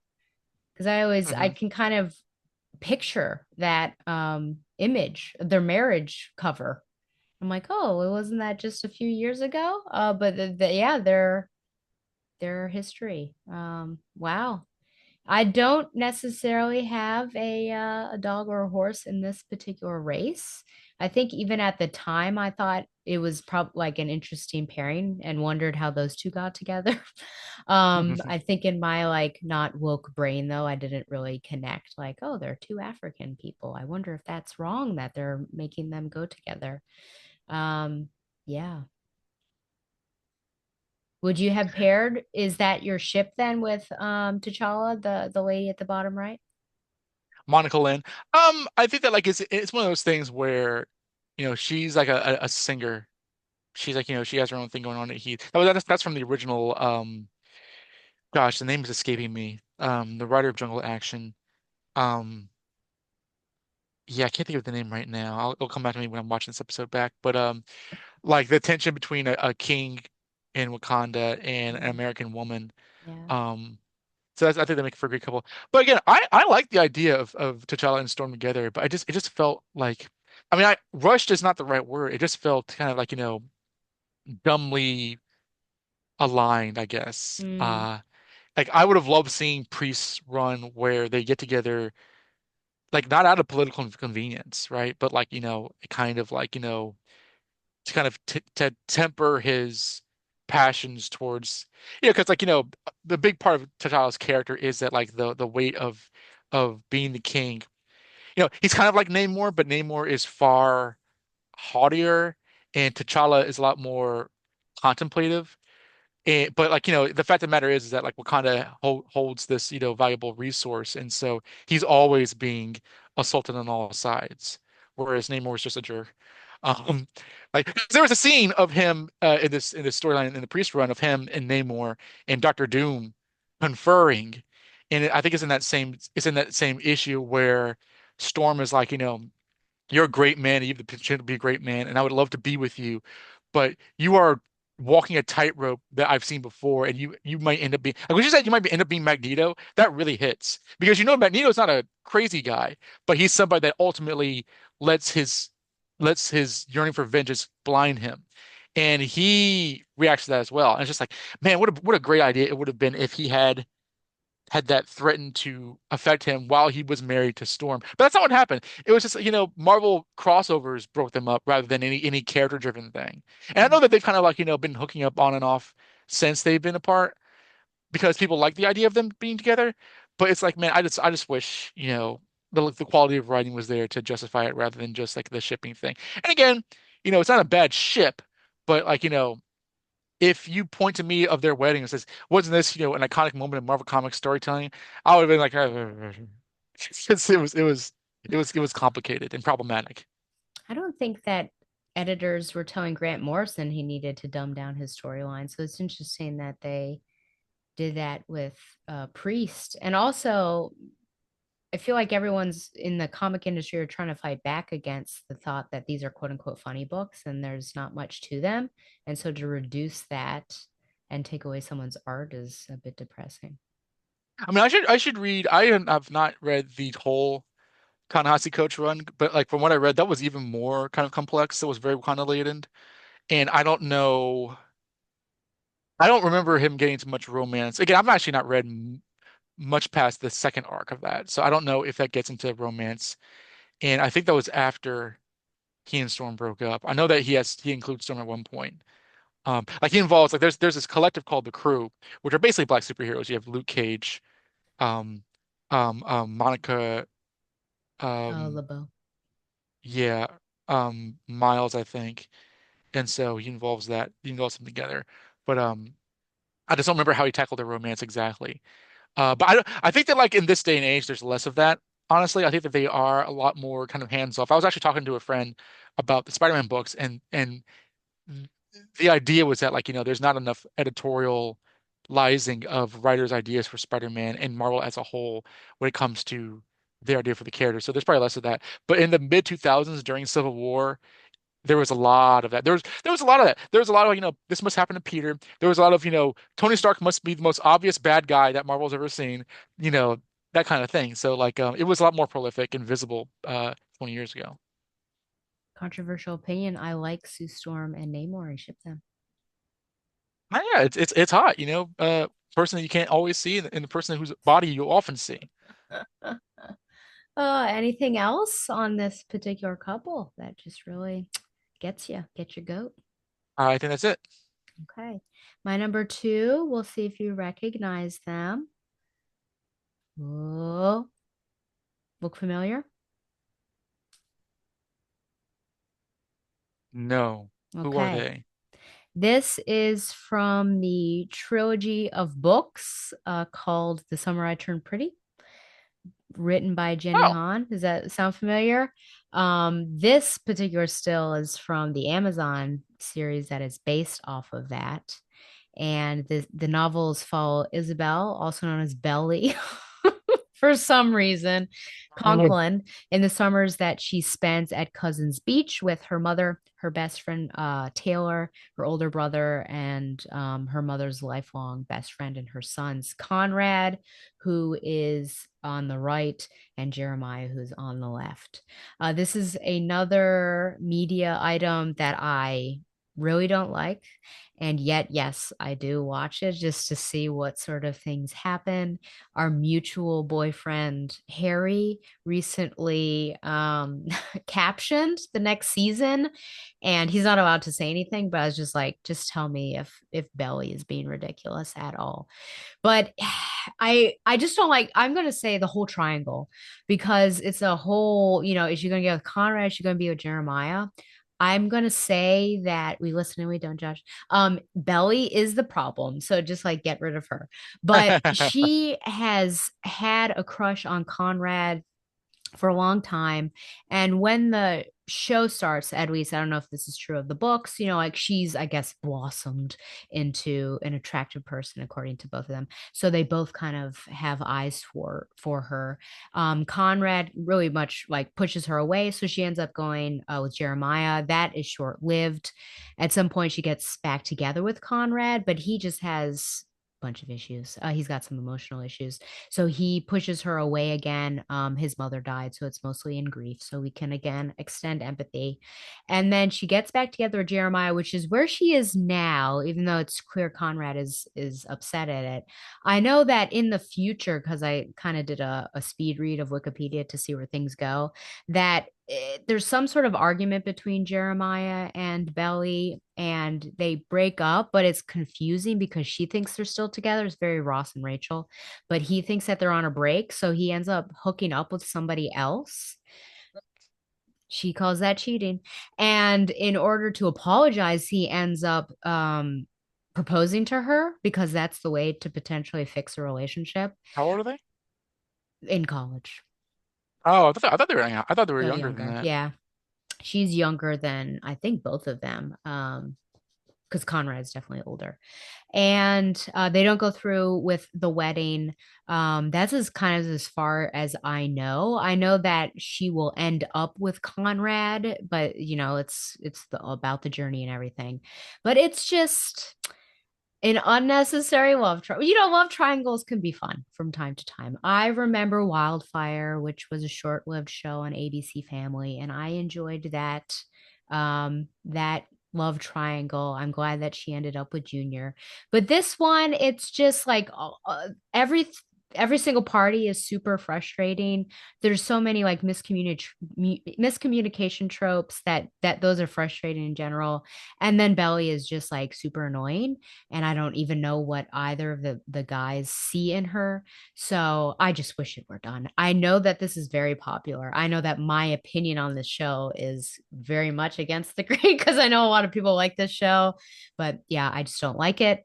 And yes, I will continue to watch it so I can continue to complain about it with people who don't care. That a But girl. yeah, this is just yeah, my number two. If it's odd, I guess that I despise it even more than Tess and Harden, but I think my annoyance factor is like even higher than Hmm. Tess and Harden. Because Tess and Harden are like so drama, like over dramatic that it's like, oh, that's definitely hyperbolic. This would never happen.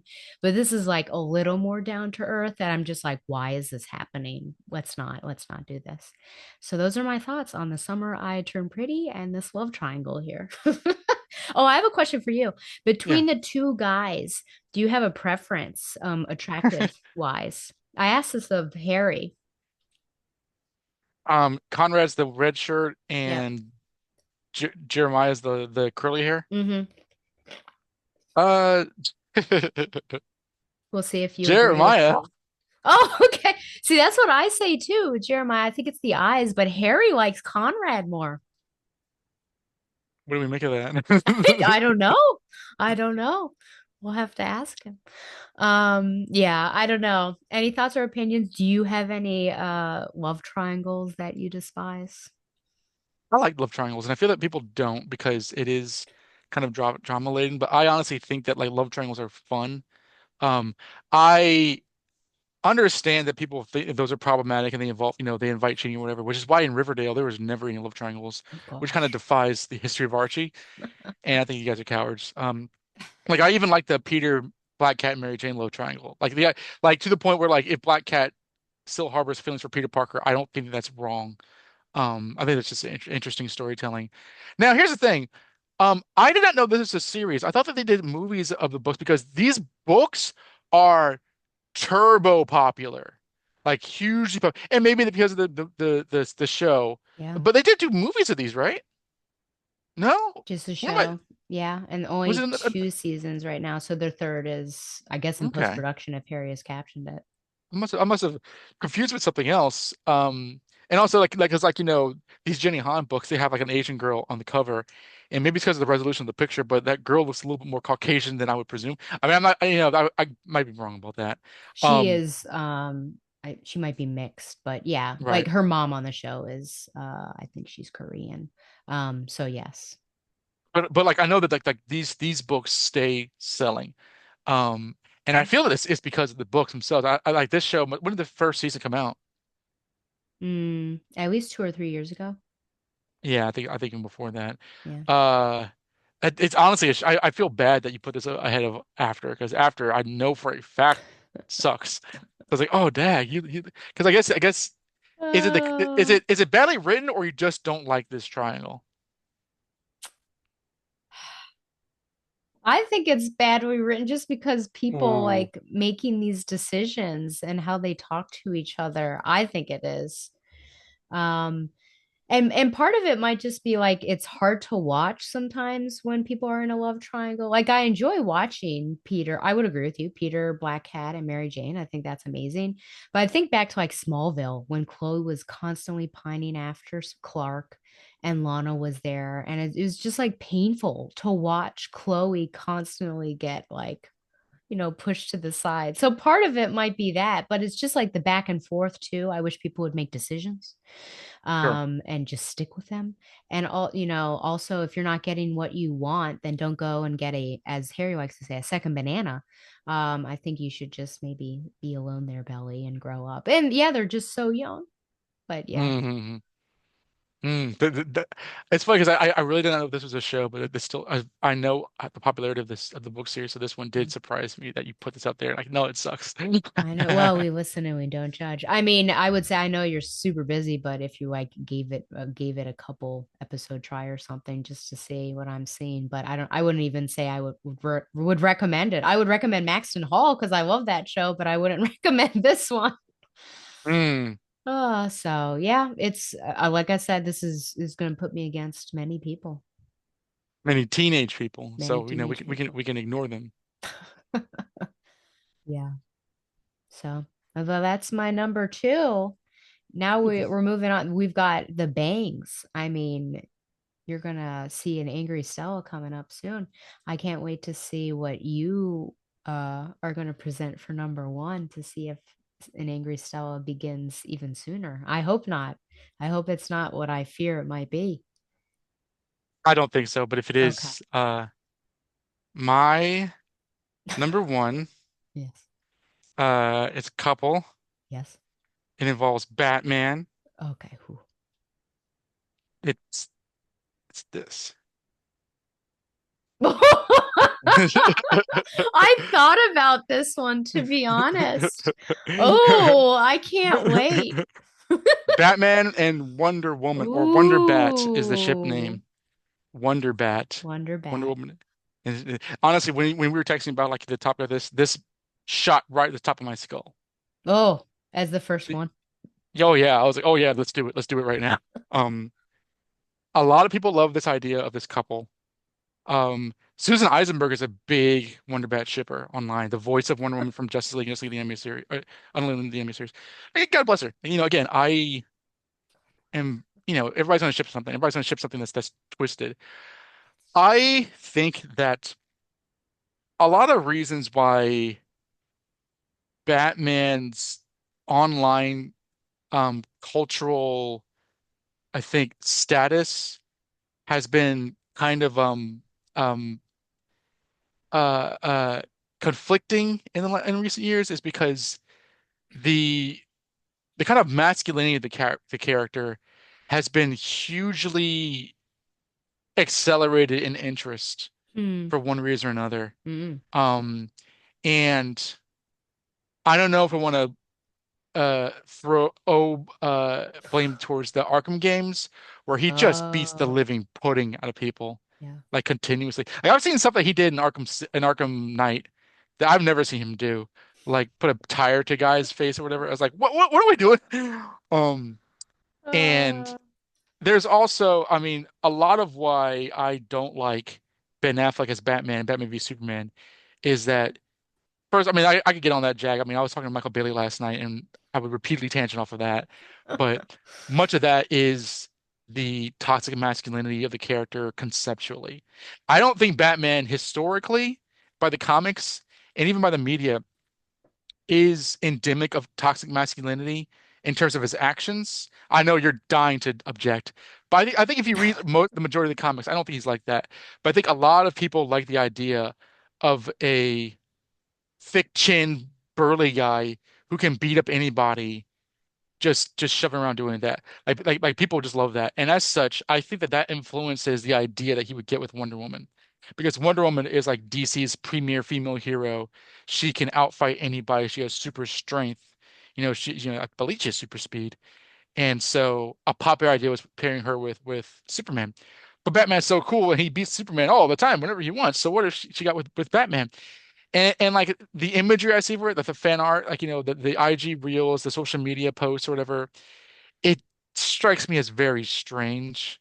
Like the idea, and it's not always like Batman having her by the lasso on her neck, which I think actually was an image from like the Red Sun animated movie. But the idea of, Princess of the Amazons, Diana Prince, who was like, the greatest woman in the world, basically, just can't help but fall in love with Batman. I think that's what people are kind of going for. And it's not everybody. Like I know it was played much sweeter in the animated series. Like it was just kind of played as kind of cute and Justice League Unlimited. But I do think that a lot of the ship is sort of like, Batman's so cool, he can pull Wonder Woman. I think it's more of that rather than something a bit more characteristically honest. And I don't believe in that at all. Um, I'm also kind of like, because I'm sick and tired of the Catwoman romance. Maybe Bruce should just be alone. He's had enough sex. Um, but uh, when it comes to like Wonder Woman, even the scene with Batman v Superman where he's like, meeting with Diana, and he's like, you may fool people with that babe in the woods act, but I know women like you, whatever. It's like I don't think you should be talking to Wonder Woman like that. I think Wonder Woman is a lot more kind of like, awe-inspiring than, oh, she's a tough chick who can fight, and so a man who is dominant would be attractive to her.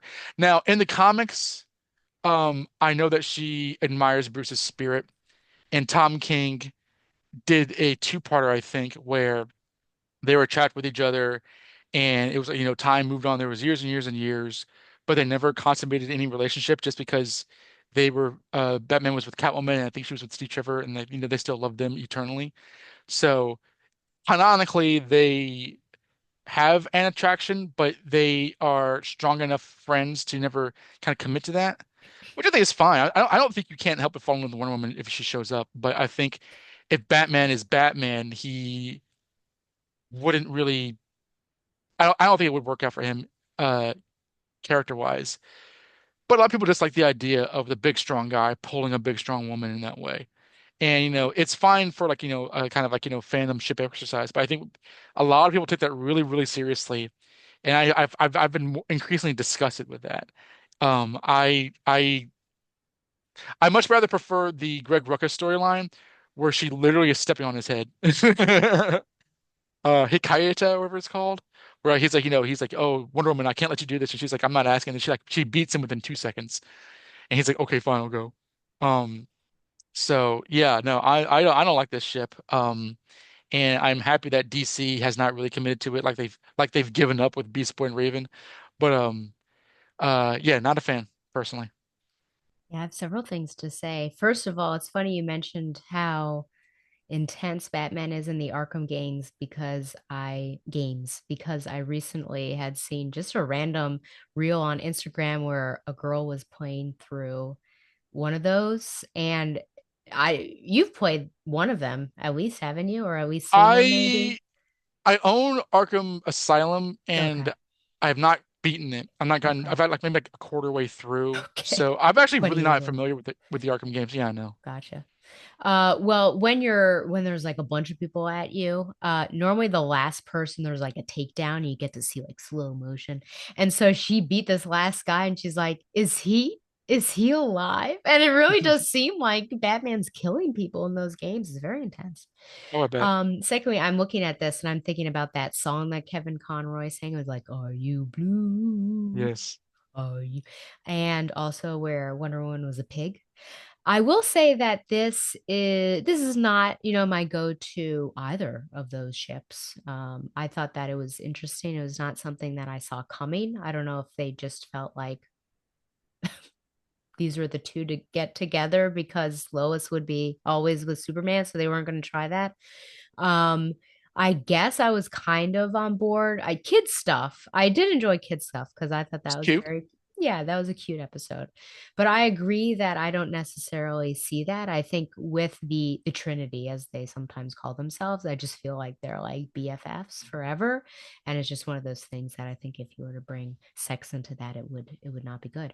Plus, it just kind of befuddles me, like who's a top, who's a bottom. You know what I'm saying? I mean, What do you think? well, I mean, I would say that Wonder Woman, however, given her origin, was dealing with submissiveness. I wonder if, That's 100% true. yeah. So That's I 100% don't true. know. So who do you think would be the dominant force? I suppose that they would be switches. Well, I mean, like the thing about the Golden Age Wonder Woman comics is that like submission under men was seen as bad. Oh, So true. loving submission through women was seen as ideal. So she wouldn't I be see. submissive towards any man, any Okay. man. In the Golden Age, that would be the removal of her power, literally. So there's no way that sexual dynamic would work. I'll just clarify. Um, I was never bothered by it in the DCAU. Like it was Oh, cute. It okay. was fine. I wasn't watching that and being mad. I was like, oh, yeah, kid stuff. This is fine. This is fine. I Yeah. like the Paul Dini pig episode. It's really within the last few years, I like see. online, like Okay. and since like the Snyder Bros have made their feelings on Batman louder, that like this doesn't bother me. This image of like her kissing him on the cheek is fun, but it's very much like a version of this that has I think taken over the conversation that I don't like. I see. Yeah. I can see it. Yeah, the same way why like for years fans would ship Dick Grayson with Donna Troy, but they were always best Oh, friends. yeah. And Marv Wolfman and George Perez like, no, they're friends. They're not going to get together. I mean, they thought about it. I think they had an idea for it, but they really like the idea of the male and female platonic relationship. Yeah. And I think that there's just not enough of that to go around. But I think especially with Batman and Wonder Woman, there is that power dynamic of Batman that I think just makes it frustrating to get into. But again, in the anime series, it's sweet, but it rightfully didn't go anywhere. Yeah. Would you ship Batman and Superman? It would be funnier. Um, but like I don't know.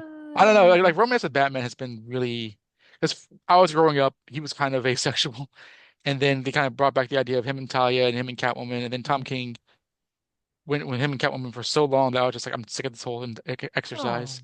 So I don't know. Vicky It's Vale? like uh, no, she was terrible. I like Dark Knight Returns where he's just an old grandpa. There you go. Oh, I like Scott Snyder. Was that not Vicky Vale when he with Scott Mr. Snyder. Seed or with the Seed guy? When Joker was like this other person and Bruce was not Batman. It was super heavy. Maybe it wasn't Vicky Vale. Who was that I really What, liked what was him what was the with? woman doing? Oh Jezebel Jet? wait, something Madison. Oh, oh, oh, Julie oh, oh, oh. Madison. Julie Madison, Oh, I wish she would have been with her. the Golden Age. It was Julie so cute. Madison, Vicky Vale, Linda Page, Silver St. Cloud, Yeah. Dawn Golden, Wow. Chandra Kinsolving, like Talia, Catwoman, Cassandra. all these women. It's just like Nicole Kidman, whatever. There you go. Yeah. And Rachel here he Dawes. is with oh, Rachel Dawes. Yeah. Well, we listen and we don't judge. So I'm sure there are plenty of fanfics on that. I mean, probably starting from the early 2000s with this animated series, to be honest. Oh, I know for a fact that there's Yeah. thousands of fanfics about this. Oh yeah. Yep.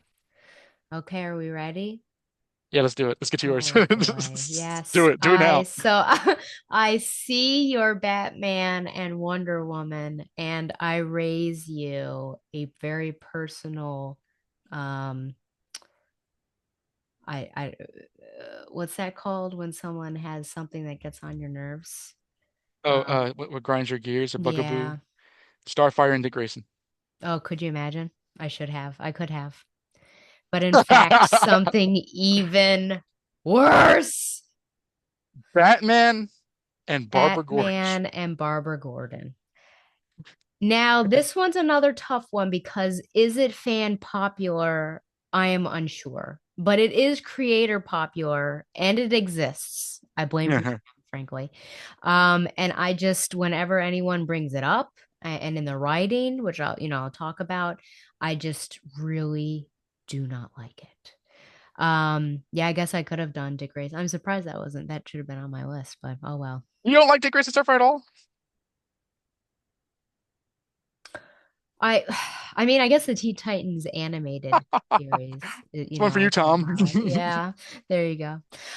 So I would say primarily, this really began with the DC animated universe and Batman the animated series. We find out that sometime after Barbara breaking up with Dick, Dick decides, to walk away from everything good for him. She's alone with Bruce and she's developing feelings for him. She drops some hints of these feelings to Bruce from time to time. I remember this phone call where he's kind of pushing her off, as you can see up in the top there. But the job always gets in the way. Bruce, golly, I don't even know. Oh, yes, I don't know where to go. Mystery of the Batwoman. Remember when we did that? You, me, and Josh, we talked about that where there was that Yeah, particular that's one of shipping the first scene times that there. you and I actually talked. Oh, yes. The Batman Beyond universe. This is when we reveal that they did officially date.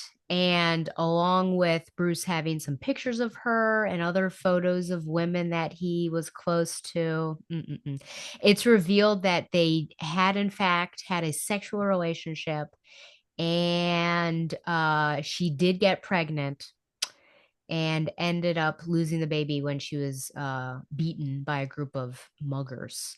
I'm sorry, just to clarify, Yes. that's in like a spin-off comic whose continuity to even the anime series is dubious. Like Okay.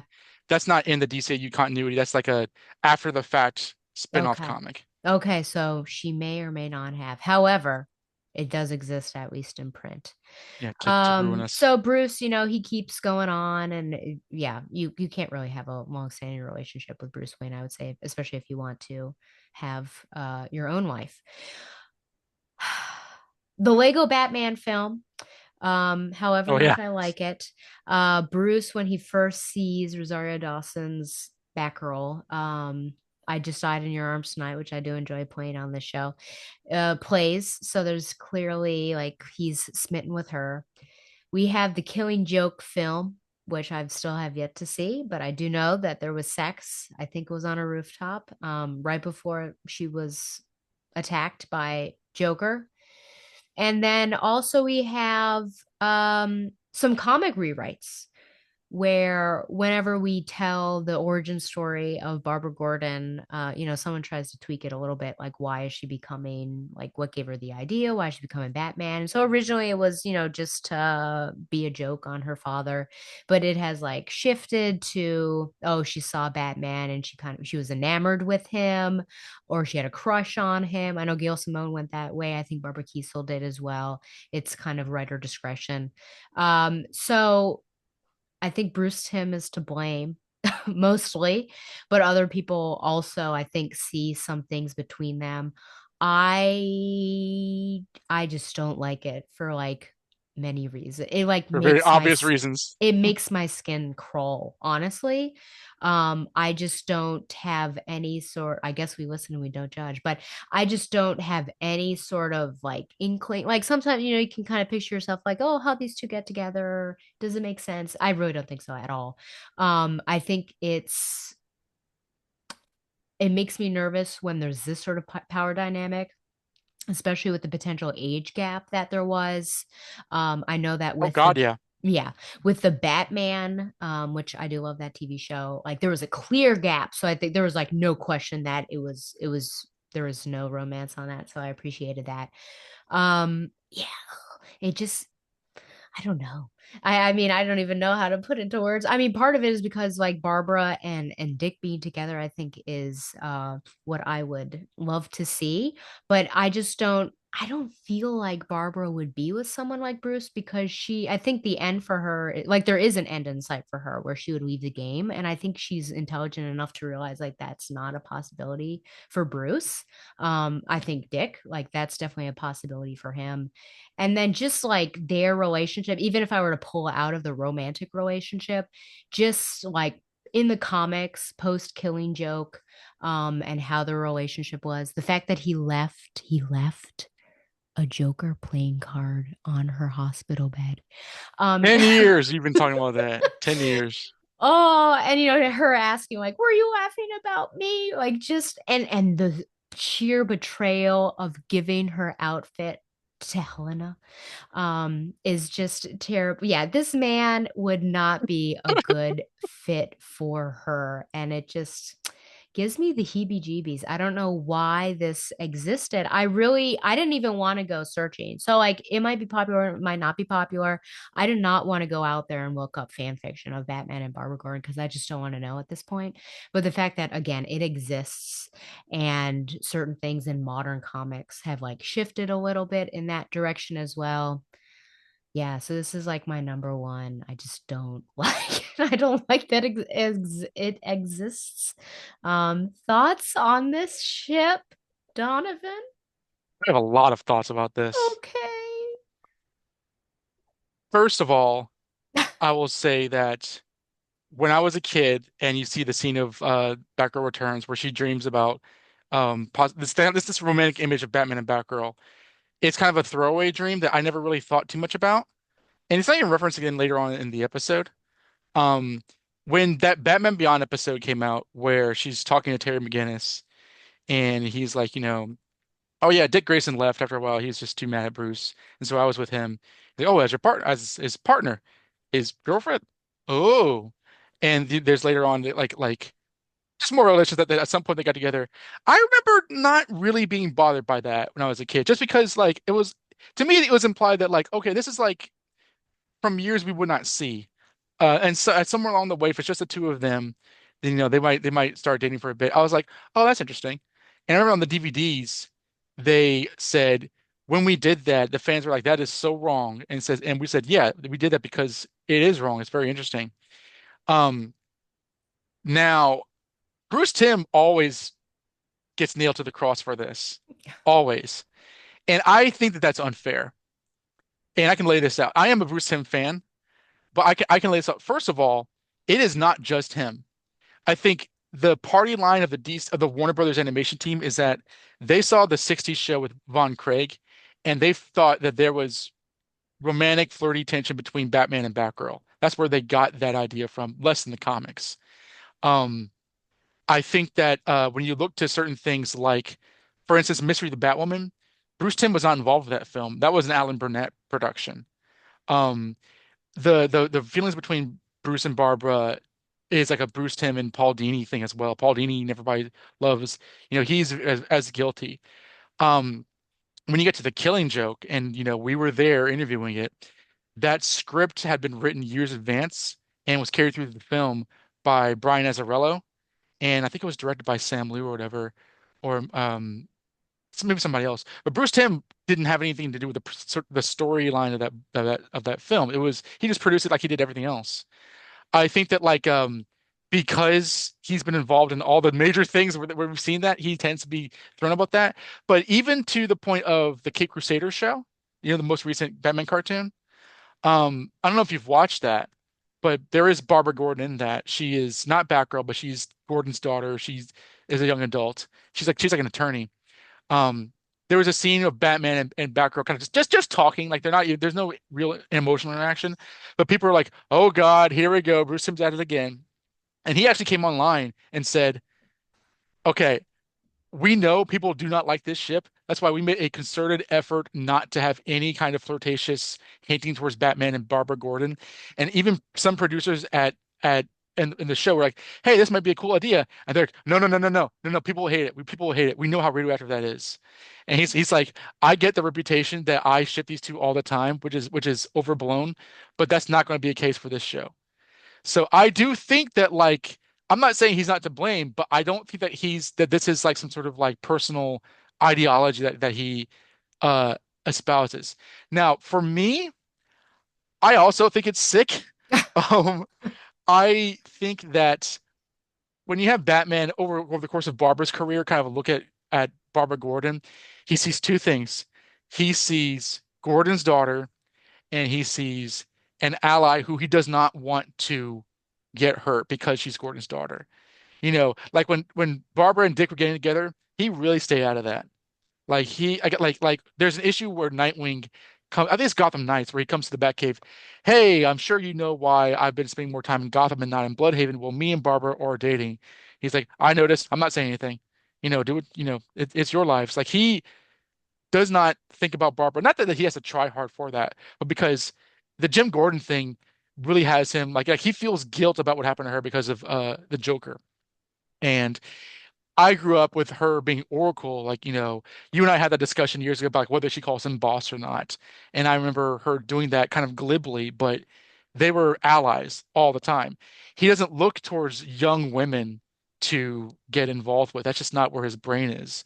And I think that the idea of Batman and Batgirl operates on two levels. One, if you were a fan of the 60s, you fell in love with Yvonne Craig, and that translated to a vision of Batgirl that was not comporting with how she was done in the comic books, which I understand, but I don't agree with.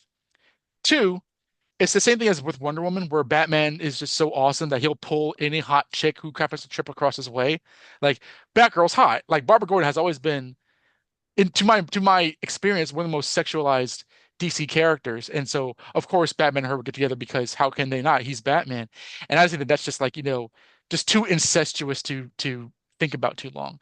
And it's also just like canonically not true. Like there's never been any comic that I have read where one or the other has developed feelings beyond, just, stalwart allyship. Like even to the point where he sees his Robins as his sons. I don't really see a father-daughter relationship between her and him, more of like, an employer-employee kind of thing. With, as close a family as you can get, but nothing beyond that. Because she yells at him so often. So I I see the history through this. I have seen people get towards it, but I also think that it's just really it ultimately ends up at a bad place in viewing the characters. I think Barbara is better than to fall in love with a guy who she knows psychologically is just not healthy for her. And Batman knows good and damn well not to get anywhere near one, a woman too young for him, and two, Jim Gordon's daughter. I mean, I think that more than anything else is just abhorrent to invite. And I think that Bruce Wayne, you can say what you want to about Bruce Wayne, he would never do that. Um, so no, I mean again, in the context of the animated series, I kind of just imagine it was like years later between the times we saw them on screen, where they were both older, but everything else is just like no, yeah, this is an abomination that it speaks to people's ideas of the characters, but not their familiarity with the characters. Yeah, in the comic, in the hockey romance world, it would be a forbidden romance, and it would be the hockey player and his coach's daughter. Yeah, yeah, That's what it yeah, would be. gross. Yeah. Well, there you have it. Yeah, I guess, man, now I regret not having Starfire and Nightwing. I was kind of thinking like, man, what That because would, that would be a tough one because that one is very yeah, popular. And to say that it you don't is. like that is tough. It and to come up with like reasons other than he's not You're with jealous. Barbara. Yeah, I mean that's basically it. Yeah. Jealous, and then he's not with Barbara Gordon. So those are like the two reasons. So well, we listened and we didn't judge. Any final comments on our list here?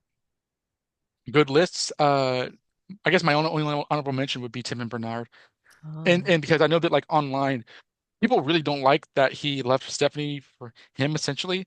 It's less of like, they don't like a queer T Tim Drake because they always thought he was queer, and more along the lines of they think that Bernard is boring and that there's not much that speaks to their no, I relationship, see. which I think is there's that I think that tracks because with the Tim Drake Robin series there was so much focus on his relationships that by comparison Bernard doesn't match up much. So I don't hate that relationship to be honest, but I get people who do. Yeah. I almost thought about talking about Joker and Harley, but I feel like Harley and Poison Ivy are like so much more now in the Hmm. public's eye that I think people have forgotten about the Joker, and they also realize that he's problematic. So I felt Yes, like, he oh, is. there's something else. This was fun. This was a little cathartic, wasn't it? In order to get this off of our chest. It was a therapy session for sure. If you listening at home have any that you want to get off your chest as well, be sure to email. Send any questions or comments to backrolltheoracle@gmail.com. Like the show on Facebook or follow it on Twitter at Backroll the Oracle. Subscribe to the show on YouTube for an uncut version and follow the Batman Universe on Facebook and Twitter as well. And support the Batman Universe by subscribing to Patreon. Donovan, where can people support you? Support me financially if you find me. Wow. Um, I and Harrison Chu do questions we don't have answers on qnoanswers.com. I write for the DC Comics website, and I am currently reviewing. I'm not reviewing Nightwing anymore. I am currently reviewing Batman and Robin Year One by Mark Waid and the Tate Brombal, Takeshi Miyazawa Batgirl series. I actually just wrote the review for the most recent issue 4 for Batgirl today at the BatmanUniverse.net. Yeah. When are you going to get your Maid Sama OnlyFans going? They don't know about that. Since you said you wanted money. If they would like to, if they would like to email you, where can they find you? You can email me at qnoanswers.com. Just go to the corporate email that way. There you go. Or That sounds great. I'm sorry, QNO answers. I always get this confused. QNoanswers@gmail.com. Yikes. Okay. There you have it. Donovan, as always, it was a big, big pleasure having you on. I always hope to be a big pleasure for you, Stella. Thank you. I hope you don't disappoint.